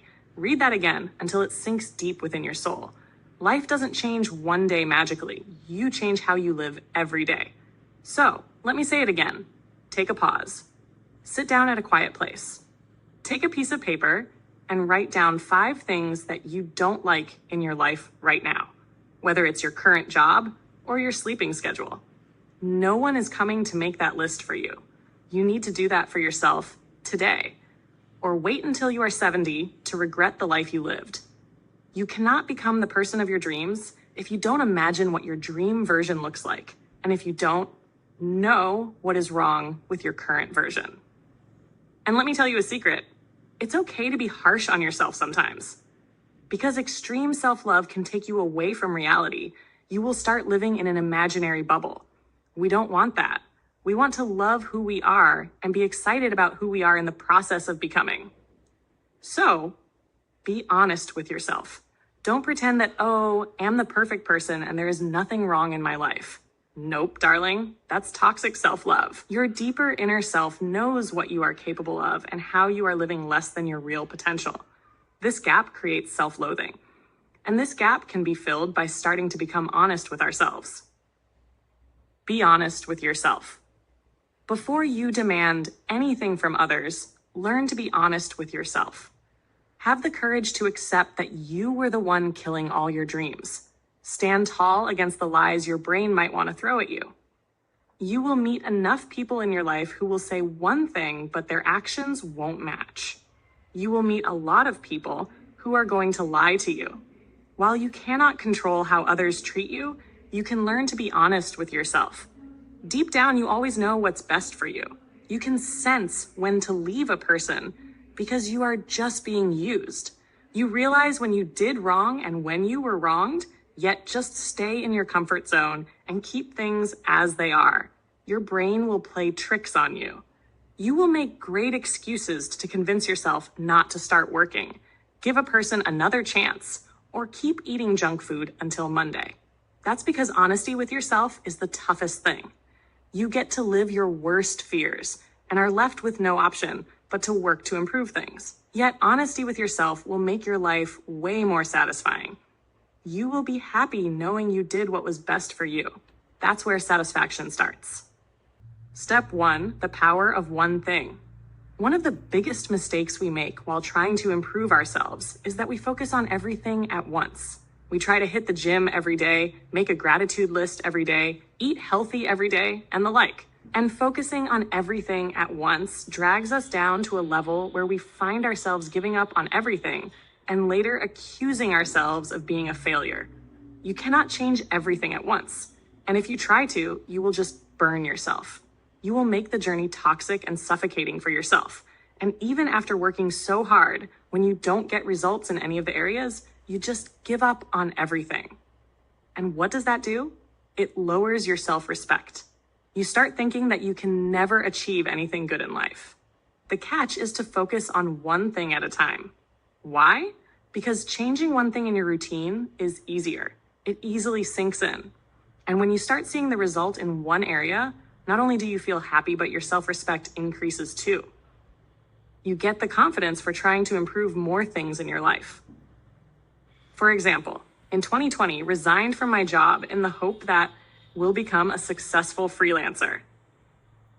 Tried and failed. For months, didn't get a single client, was depressed, and had no means to pay my bills.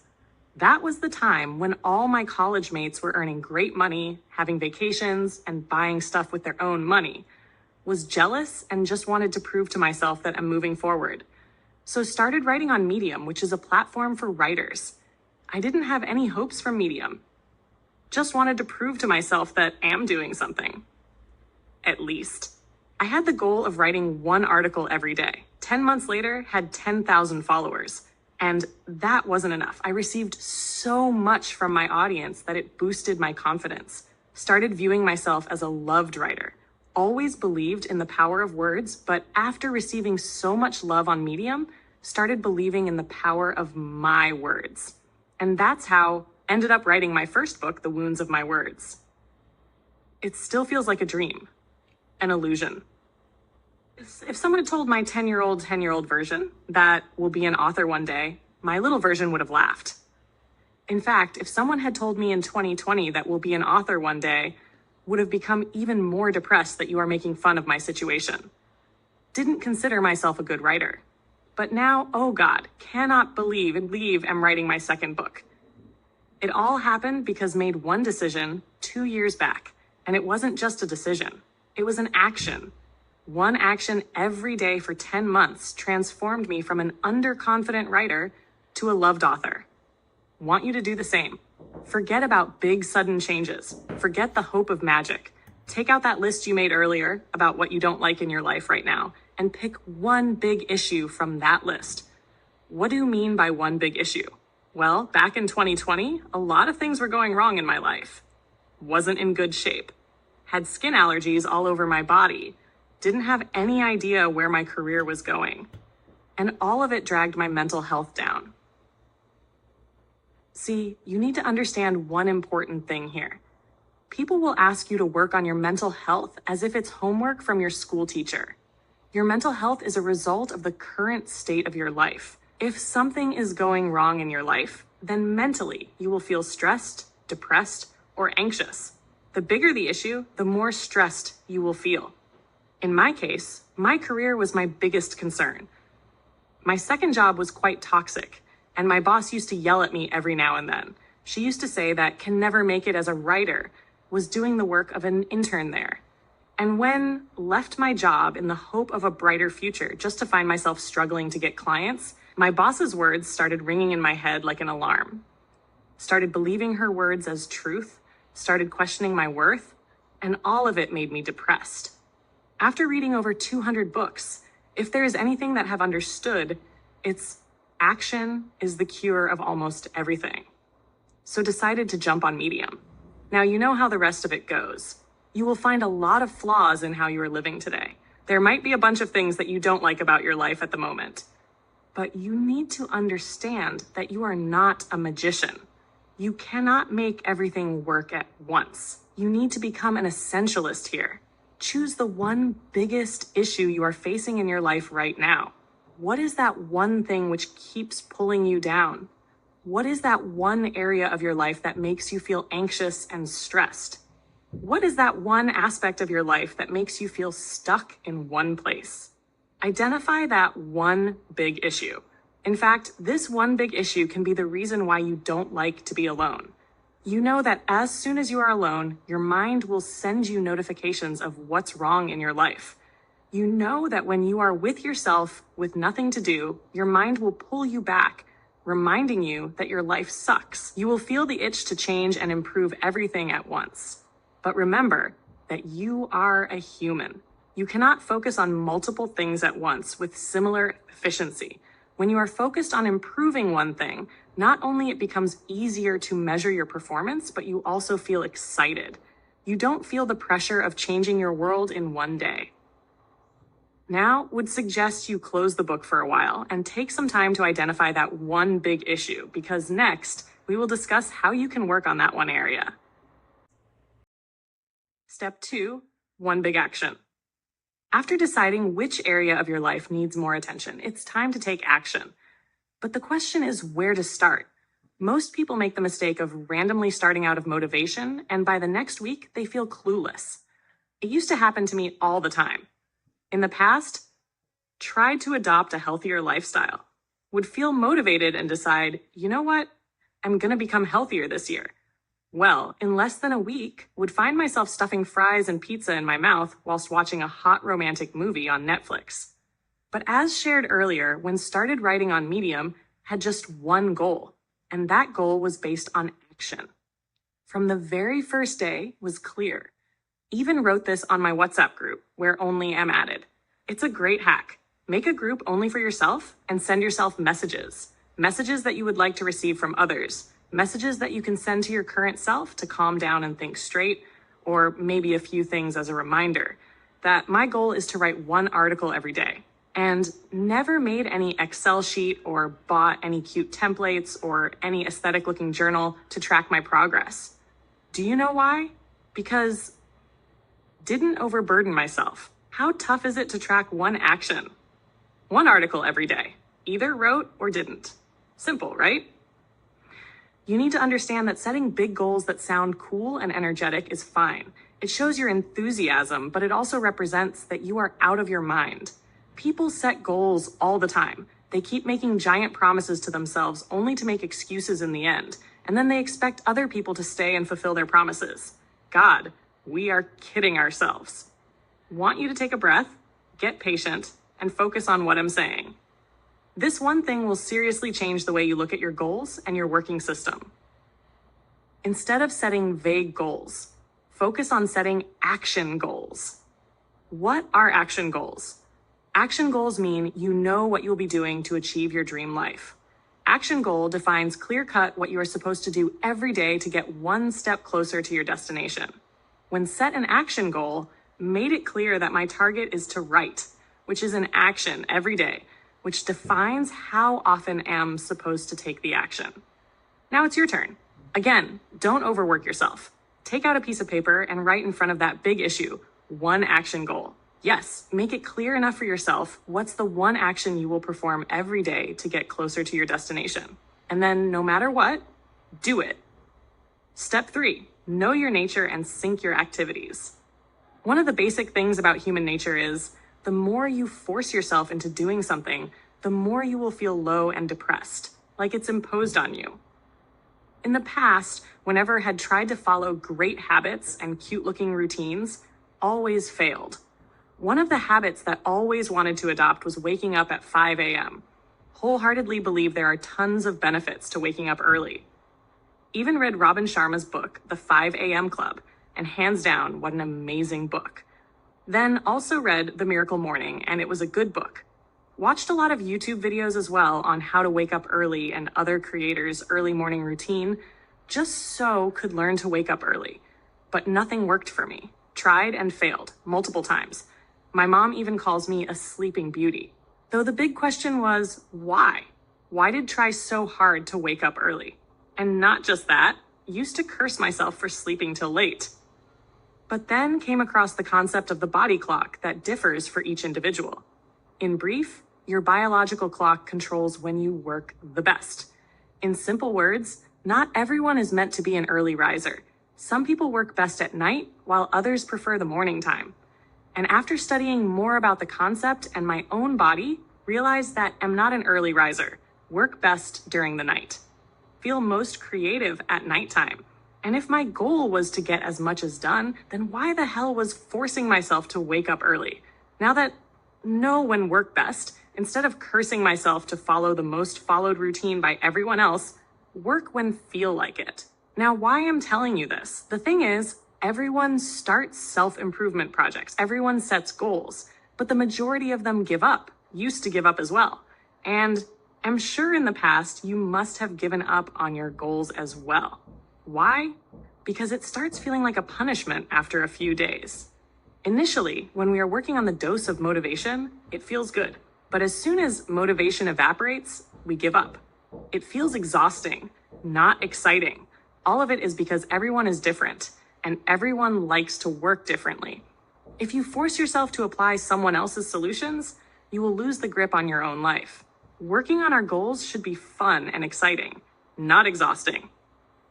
Now, to make it fun, we need to allow ourselves to be flexible, to free ourselves from traditional methods of achieving goals. You need to dig in and find out how you like to work and what time you work the best. You must feel empowered whenever you take action on your goals. One of my goals for 2023 is to focus on my journey as an author. My big action goal was to write 10 pages every day.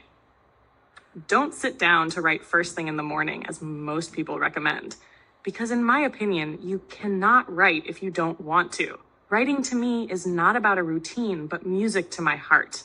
You cannot force yourself to listen to music.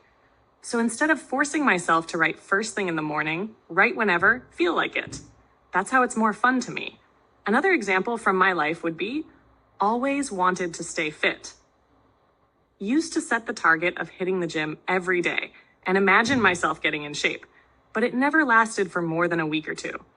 So this year, set the goal to move my body every day, but how do it is on me, not on what is cool and famous. Sometimes prefer to dance and do yoga, while other times just wake up early and go cycling for 10 to 12 kilometers. That's how I want to work. Do you see the difference? I'm moving towards my goals every day, but in a way want. I'm not forcing myself to do a certain thing in a certain way. It's my life. And I will achieve my goals in ways prefer comfortable in and would suggest you do the same. Instead of making things a burden for you, make things fun. Shake it up a bit. Focus on what you would like to do today and how can you make even the mundane things fun. The point is, you don't remain the same. You evolve. Your preference changes and your working style changes. And what worked for you yesterday may not work for you tomorrow. Now go ahead and summarize this chapter to set your actionable goals for yourself and start your self-improvement streak today. Chapter 10, Make Your Alone Time Addictive. Why do you love to spend time with people you love while hate being around certain people? Because time flies with the people you love and the people who love you. They make their presence addictive for you.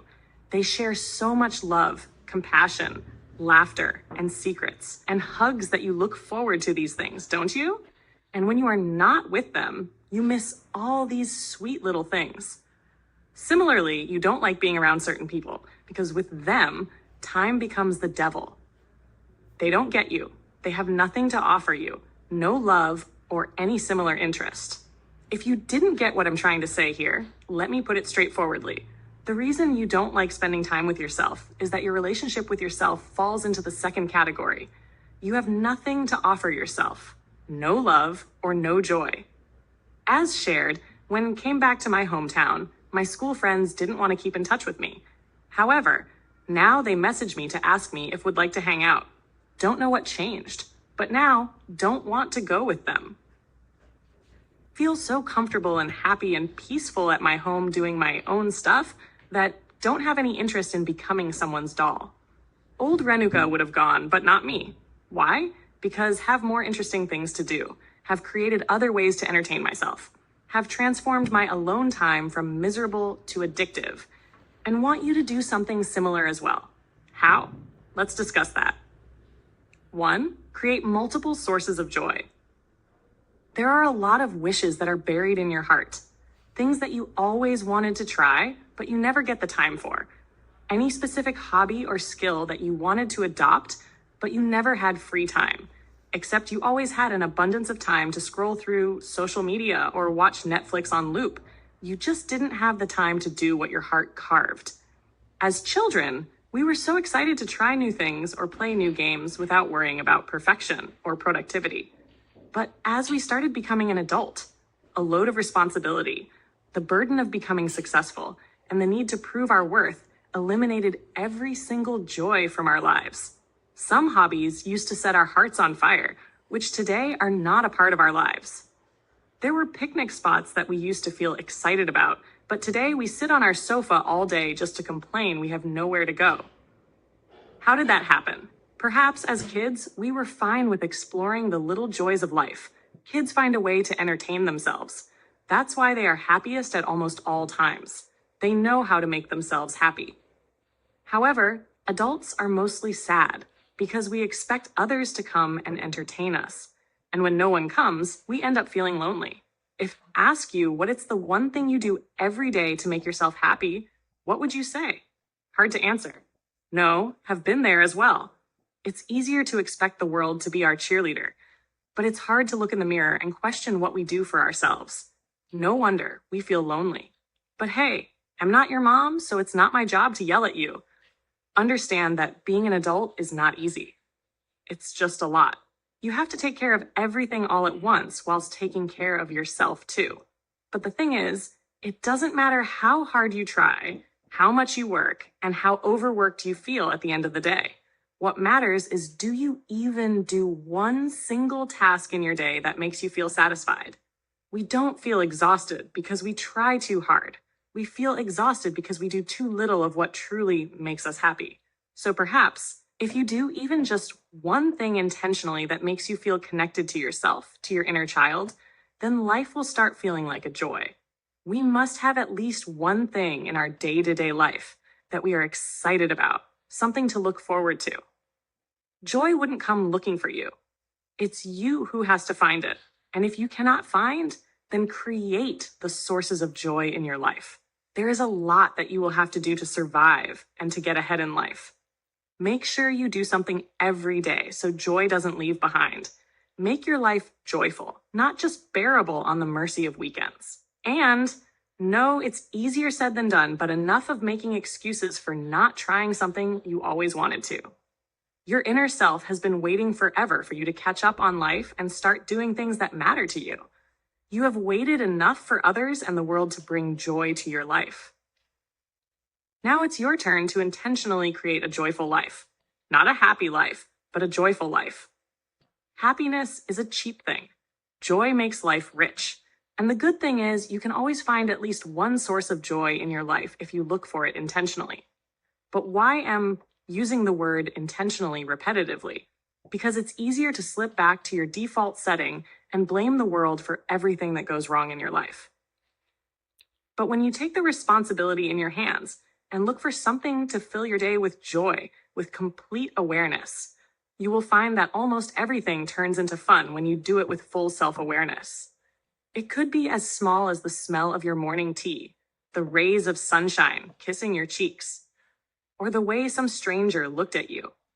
It's in the small moments that you can find joy hidden for you to find it. Play with it. Joy is hidden playing hide and seek with you. It's your task to find it somewhere deep inside your heart. To give you an example from my life, always hated my hometown because it's too small. My city is so small that it doesn't have anything that enjoy. We don't have any park. God, love nature, but duh. No library. One am a book lover. No bookstore. And absolutely no art galleries.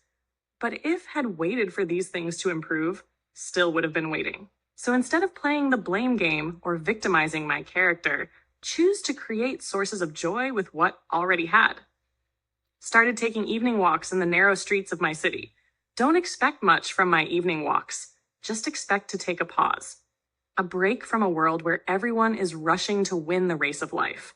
These evening walks allow me to renew my perception and look at my own city with awe. Pay attention to things that were invisible to my eyes before. Find a little piece of history in some of the old houses and their mysterious doors. Look at the same faces doing the same monotonous things, but notice something that may surprise me. That's the reason chose talking walks in the evening. Wanted to look at people and observe them for a split second before wandered into my mind. Wanted to become a part of someone's life secretly. To this day, my evening walks are something look forward to, whether I'm in my hometown or somewhere else. This is what keeps me excited throughout the day, especially in the afternoon when feel tired and sleepy. Feel excited to take a pause and see something that never paid attention to. It's so small and probably insignificant to most, but it matters to me. It helps me to unwind and take a break from worldly pressure. And strongly suggest you try to find joy in little things. Maybe drink your morning coffee while listening to your favorite music and without rushing the entire process. Maybe cook your food with a candle and romantic songs to accompany you. Your heart already knows where joy lies for you. Follow your heart's guidance and let it lead you to create a joyful day-to-day life. The point is, either you find joy or the worry finds you. 2. Learn new skills and challenge yourself. Always wanted to learn swimming, calligraphy, and the German language. And there are endless things that still want to learn. In fact, sometimes feel this burning desire in my heart to learn new things, but never paid much attention to my desire for learning new skills because A, who has the time? And B, answer is loading. Don't know why we wait our entire life to try something new or feel scared to learn new things. We somehow manage to waste hours on social media, but it becomes tough to spare 15 minutes every day to dedicate to a new skill. We are living in a world where learning anything new is as easy as opening YouTube without paying a single buck. All the resources are available at our fingertips for free, yet we find some excuses, or rather lies, to throw at our own faces. How very generous. Always wondered if. Really want to learn all these things, then what is stopping me? Waited for an answer just to realize that have been fooling myself all this time. We all have time. Time is not the issue if you truly want to do something. The issue is your habit of making silly excuses. Not even excuses. Your habit of lying to yourself with perfection as if you will receive an award for it. In the past year, have learned 3 new skills. The recent one was something that wanted to learn since was 16. Started learning crocheting almost a few months back. Now that know it, feels super excited every day to make something new. Keep watching YouTube videos on how to crochet a bag or save cute crochet tops on Pinterest. It all feels exciting. Feel that have a life beyond my work. With every new thing make, feel like I'm growing. Exciting to know that I'm learning something that always wanted to. Feel excited to know that this can turn into something unexpected. In fact, yesterday was trying to sleep, but all could think of was trying a new pattern of crocheting. so got up and started crocheting. Understand that you might not have time to try or learn new things, but then you can take at least 15-20 minutes every day if you try, not for anyone else, but for yourself. Can only suggest you make your life exciting. Learn something new that you always wanted to. Maybe knitting or swimming or a new language. It will take time to master a new skill, but the process will fill your day-to-day life with excitement. Your mind will be awake again. You will start having creative ideas, and all of it will feel like a perfect life. So, give it a try. Make your alone time addictive by learning something and doing things that you like. Try something that you always wanted to do. Ask yourself what you wanted to learn, but you never gave your own interest enough attention. Is it dancing or learning a new language? Whatever it is, just focus on learning it. Make your alone time equals your growth time. 3. Feed your brain with knowledge. Do you know what's the most pathetic lie told to us? We are manipulated into believing that studying is boring, and people who read books and constantly are in search of learning something new are geeks. Most movies, books, and series paint this idea in our brain that if you are in your 20s, live wildly, get drunk, do stupid things, and blah, blah. The media and entertainment industry have successfully created a belief in our minds that those who study hard in school, college, are stupid, weird kids who have no means to enjoy life. This is happening intentionally. This whole system is designed carefully. It's not random that most people prefer to get drunk on weekends instead of sitting down with a book in a nice park or library. It's not random. It's designed to make us mentally weak so that we stay a follower, not a leader. And to top it all, the education system in every country is designed in such a way that we are bound to hate books. Isn't it pathetic how every student is supposed to be good at every subject that some authorities chose for us years ago? And we all are supposed to study hard and prove our intelligence based on our scores in subjects that were forced on us? No wonder why people hate books. But do you know what's the good thing? The good thing is you are not in school anymore. And even if you are in school/college, you can still take the responsibility to feed your brain with the knowledge that you think is important to win big in real life. School and that strict system are over. And as we discussed, you are on your own. You can choose to read the books that make you feel excited and help you grow in life. When my college came to an end, promised myself that will never read a book ever again in my life until I'm forced to. Simply hated books. In all 3 years of my college life and countless years of school, never found anything worth applying in real life. My degree didn't offer a good job, so what was the use? Books are boring. Why would anyone read them? Oh wait, that's old Renuka talking. In 2020, read my first book. Yes, during lockdown. Was suffering from extreme frustration, mental breakdown, and various other personal and professional life problems. And it was during that time, read my first book, The Monk Who Sold His Ferrari by Robin Sharma. Not only did this book help me see everything clearly, but it also made me fall in love with books. Since then, have read more than 200 books. There was a time when was addicted to books, one page after another, one book after another. Books became like drugs to me. My college was over. Didn't have professors or anyone else to guide me. And being an extremely underconfident person, always needed someone to guide me. That's when books helped me. Whatever needed help with would start reading a book on that topic. That's it. Since then, my life has changed in ways cannot explain to you. And as cliche as it may sound, books are powerful and words hold the power to change your entire life. Have lived that quote. My life is the epitome of this one quote. Books have transformed me. Books helped me understand myself and the world. Books help me feed my brain with the knowledge and wisdom of those who have experienced more than me in life. Books helped me learn from the mistakes of others and learn to be kind and empathetic. Books made me smarter. Books fueled the air of wisdom in me, and with every exhale, became confident and more successful in life. Books are not boring. Books are magical. They hold the power to transform you into your dream version. And most importantly, books are our best friend. They don't leave you like people do. If you read a book, its knowledge is going to be with you forever, and during the time of need, it will guide you. That's what you expect from a friend, don't you? You want your best friend to be honest with you. Well, books are honest with you. They show you the mirror while helping you become better at the same time. During the times when needed someone to guide me, found the wisdom of books to guide me in every aspect of life. Stop letting the media fool you. Books are more interesting than you can imagine. Read books of every genre. If you want to learn to live a better life, read self-help books. If you want to learn how to think better, read great philosophers. If you want to become mentally strong, read spiritual books. If you want to spice up your life, read fantasy. If you want to understand humans, read fiction. Books have it all. Read books and feed your brain. In your free time, or what you call alone time, take out a book and read at least 5 pages. Allow yourself to drown in the pool of words. Read books on the topics that pique your interest. Read books written by your industry expert and learn what they have learned after spending decades working.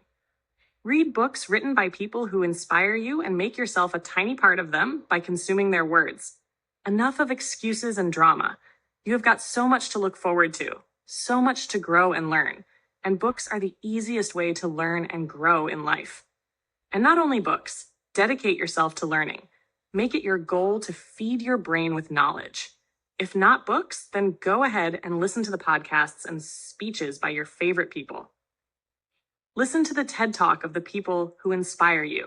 If there is any topic that piques your curiosity, don't let it die a slow death in your mind. Get up and search about that topic on the internet. Go on YouTube or Masterclass. The point is to feed your brain with knowledge, not garbage. You don't have the time to complain about how people left you. There is so much out there that you need to learn. There are so many topics and books that will make you feel a little more alive. Dedicate your time to that. Fun exercise. To make it a little fun, create a separate folder on your laptop, mobile, or buy a separate notebook for everything you learn on your own. Give this folder or notebook the name Feeding My Mind. Add every little thing you learn in this notebook. If you listen to a podcast TED Talk, add the summary of it, even if just the bullet points. If there is a topic that you would like to search about, write that topic and schedule a date with your brain and spend time learning about the topic/concept. If you read a book, write everything you learned and everything you would want to implement in your life. If there is a person who inspires you, create a profile of that person in your notebook. Write the name of the person, add his/her picture, and then write everything you learned about this person. Let this notebook or separate folder be the symbol of your first step toward your transformation. Let this book define that you are ready to grow in life and build your best version. In the end, would say, don't let time slip from your hands. Educate yourself, train yourself, and most of all, have fun with yourself. Chapter 11, Become Independent. I am an extremely fun and imaginative person and have a bad habit of leaving the sentences incomplete.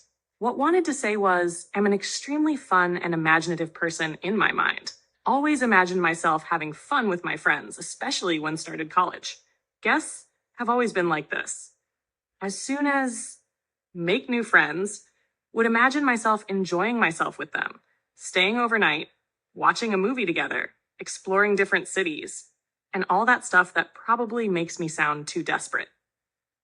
Remember, when started college, had imagined that would be meeting some amazing friends, and we would go out to explore this new city every weekend, or maybe we will become a part of the same NGO and other tidbits from what had learned from movies. But college was exactly the opposite.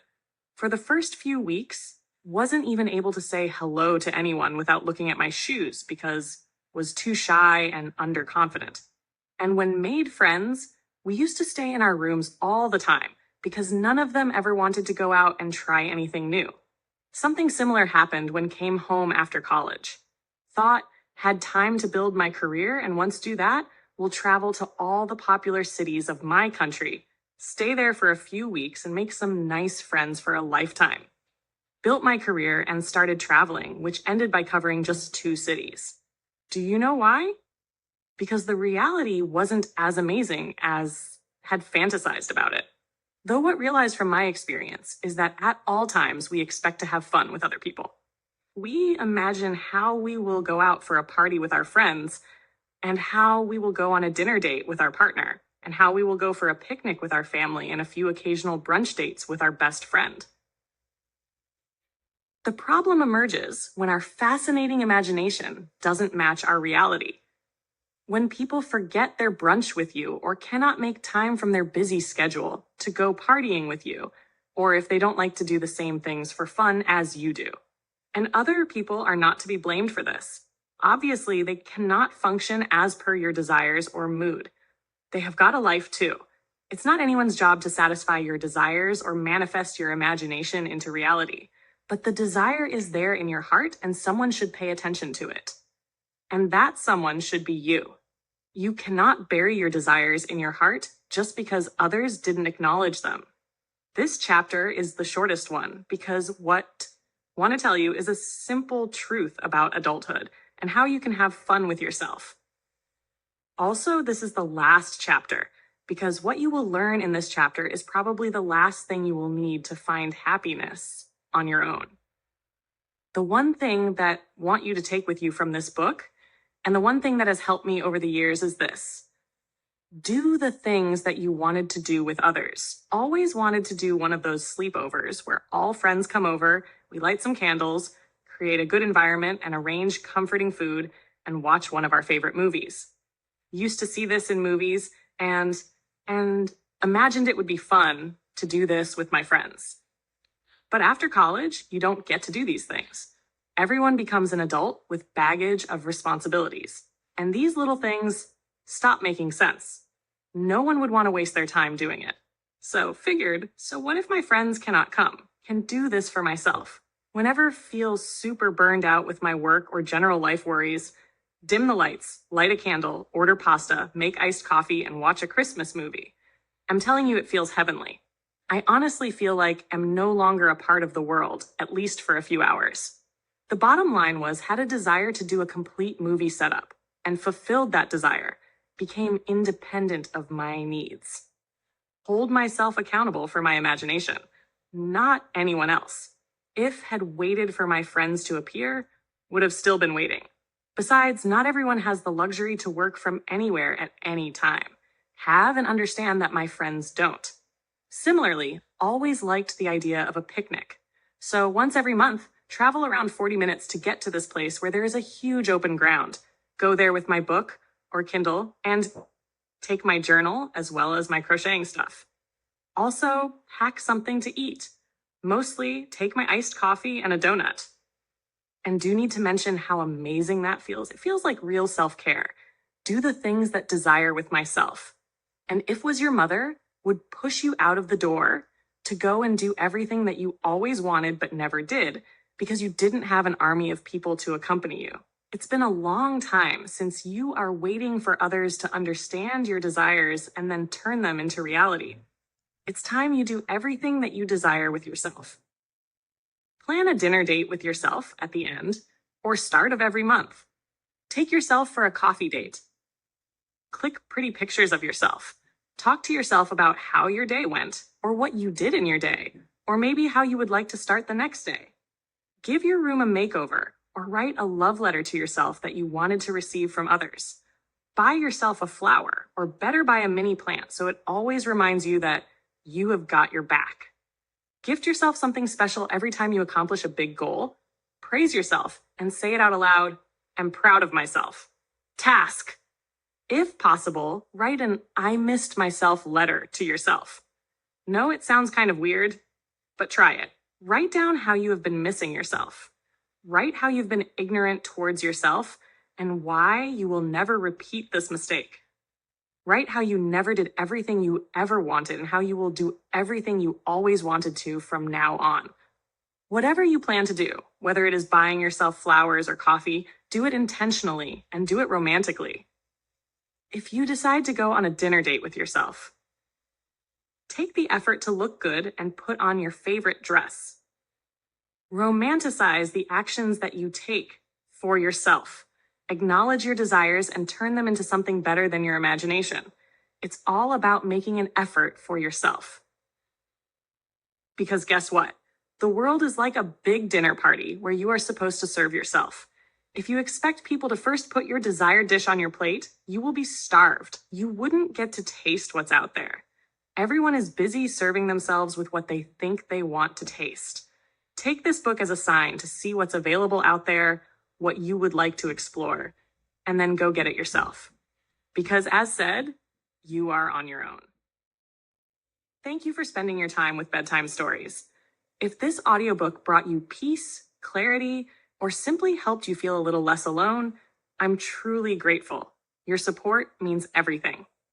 If you found value in this story, please consider liking the video, sharing it with someone who needs it, subscribing for more comforting, healing narrations. Your small action helps us reach more hearts who need a little calm in their night.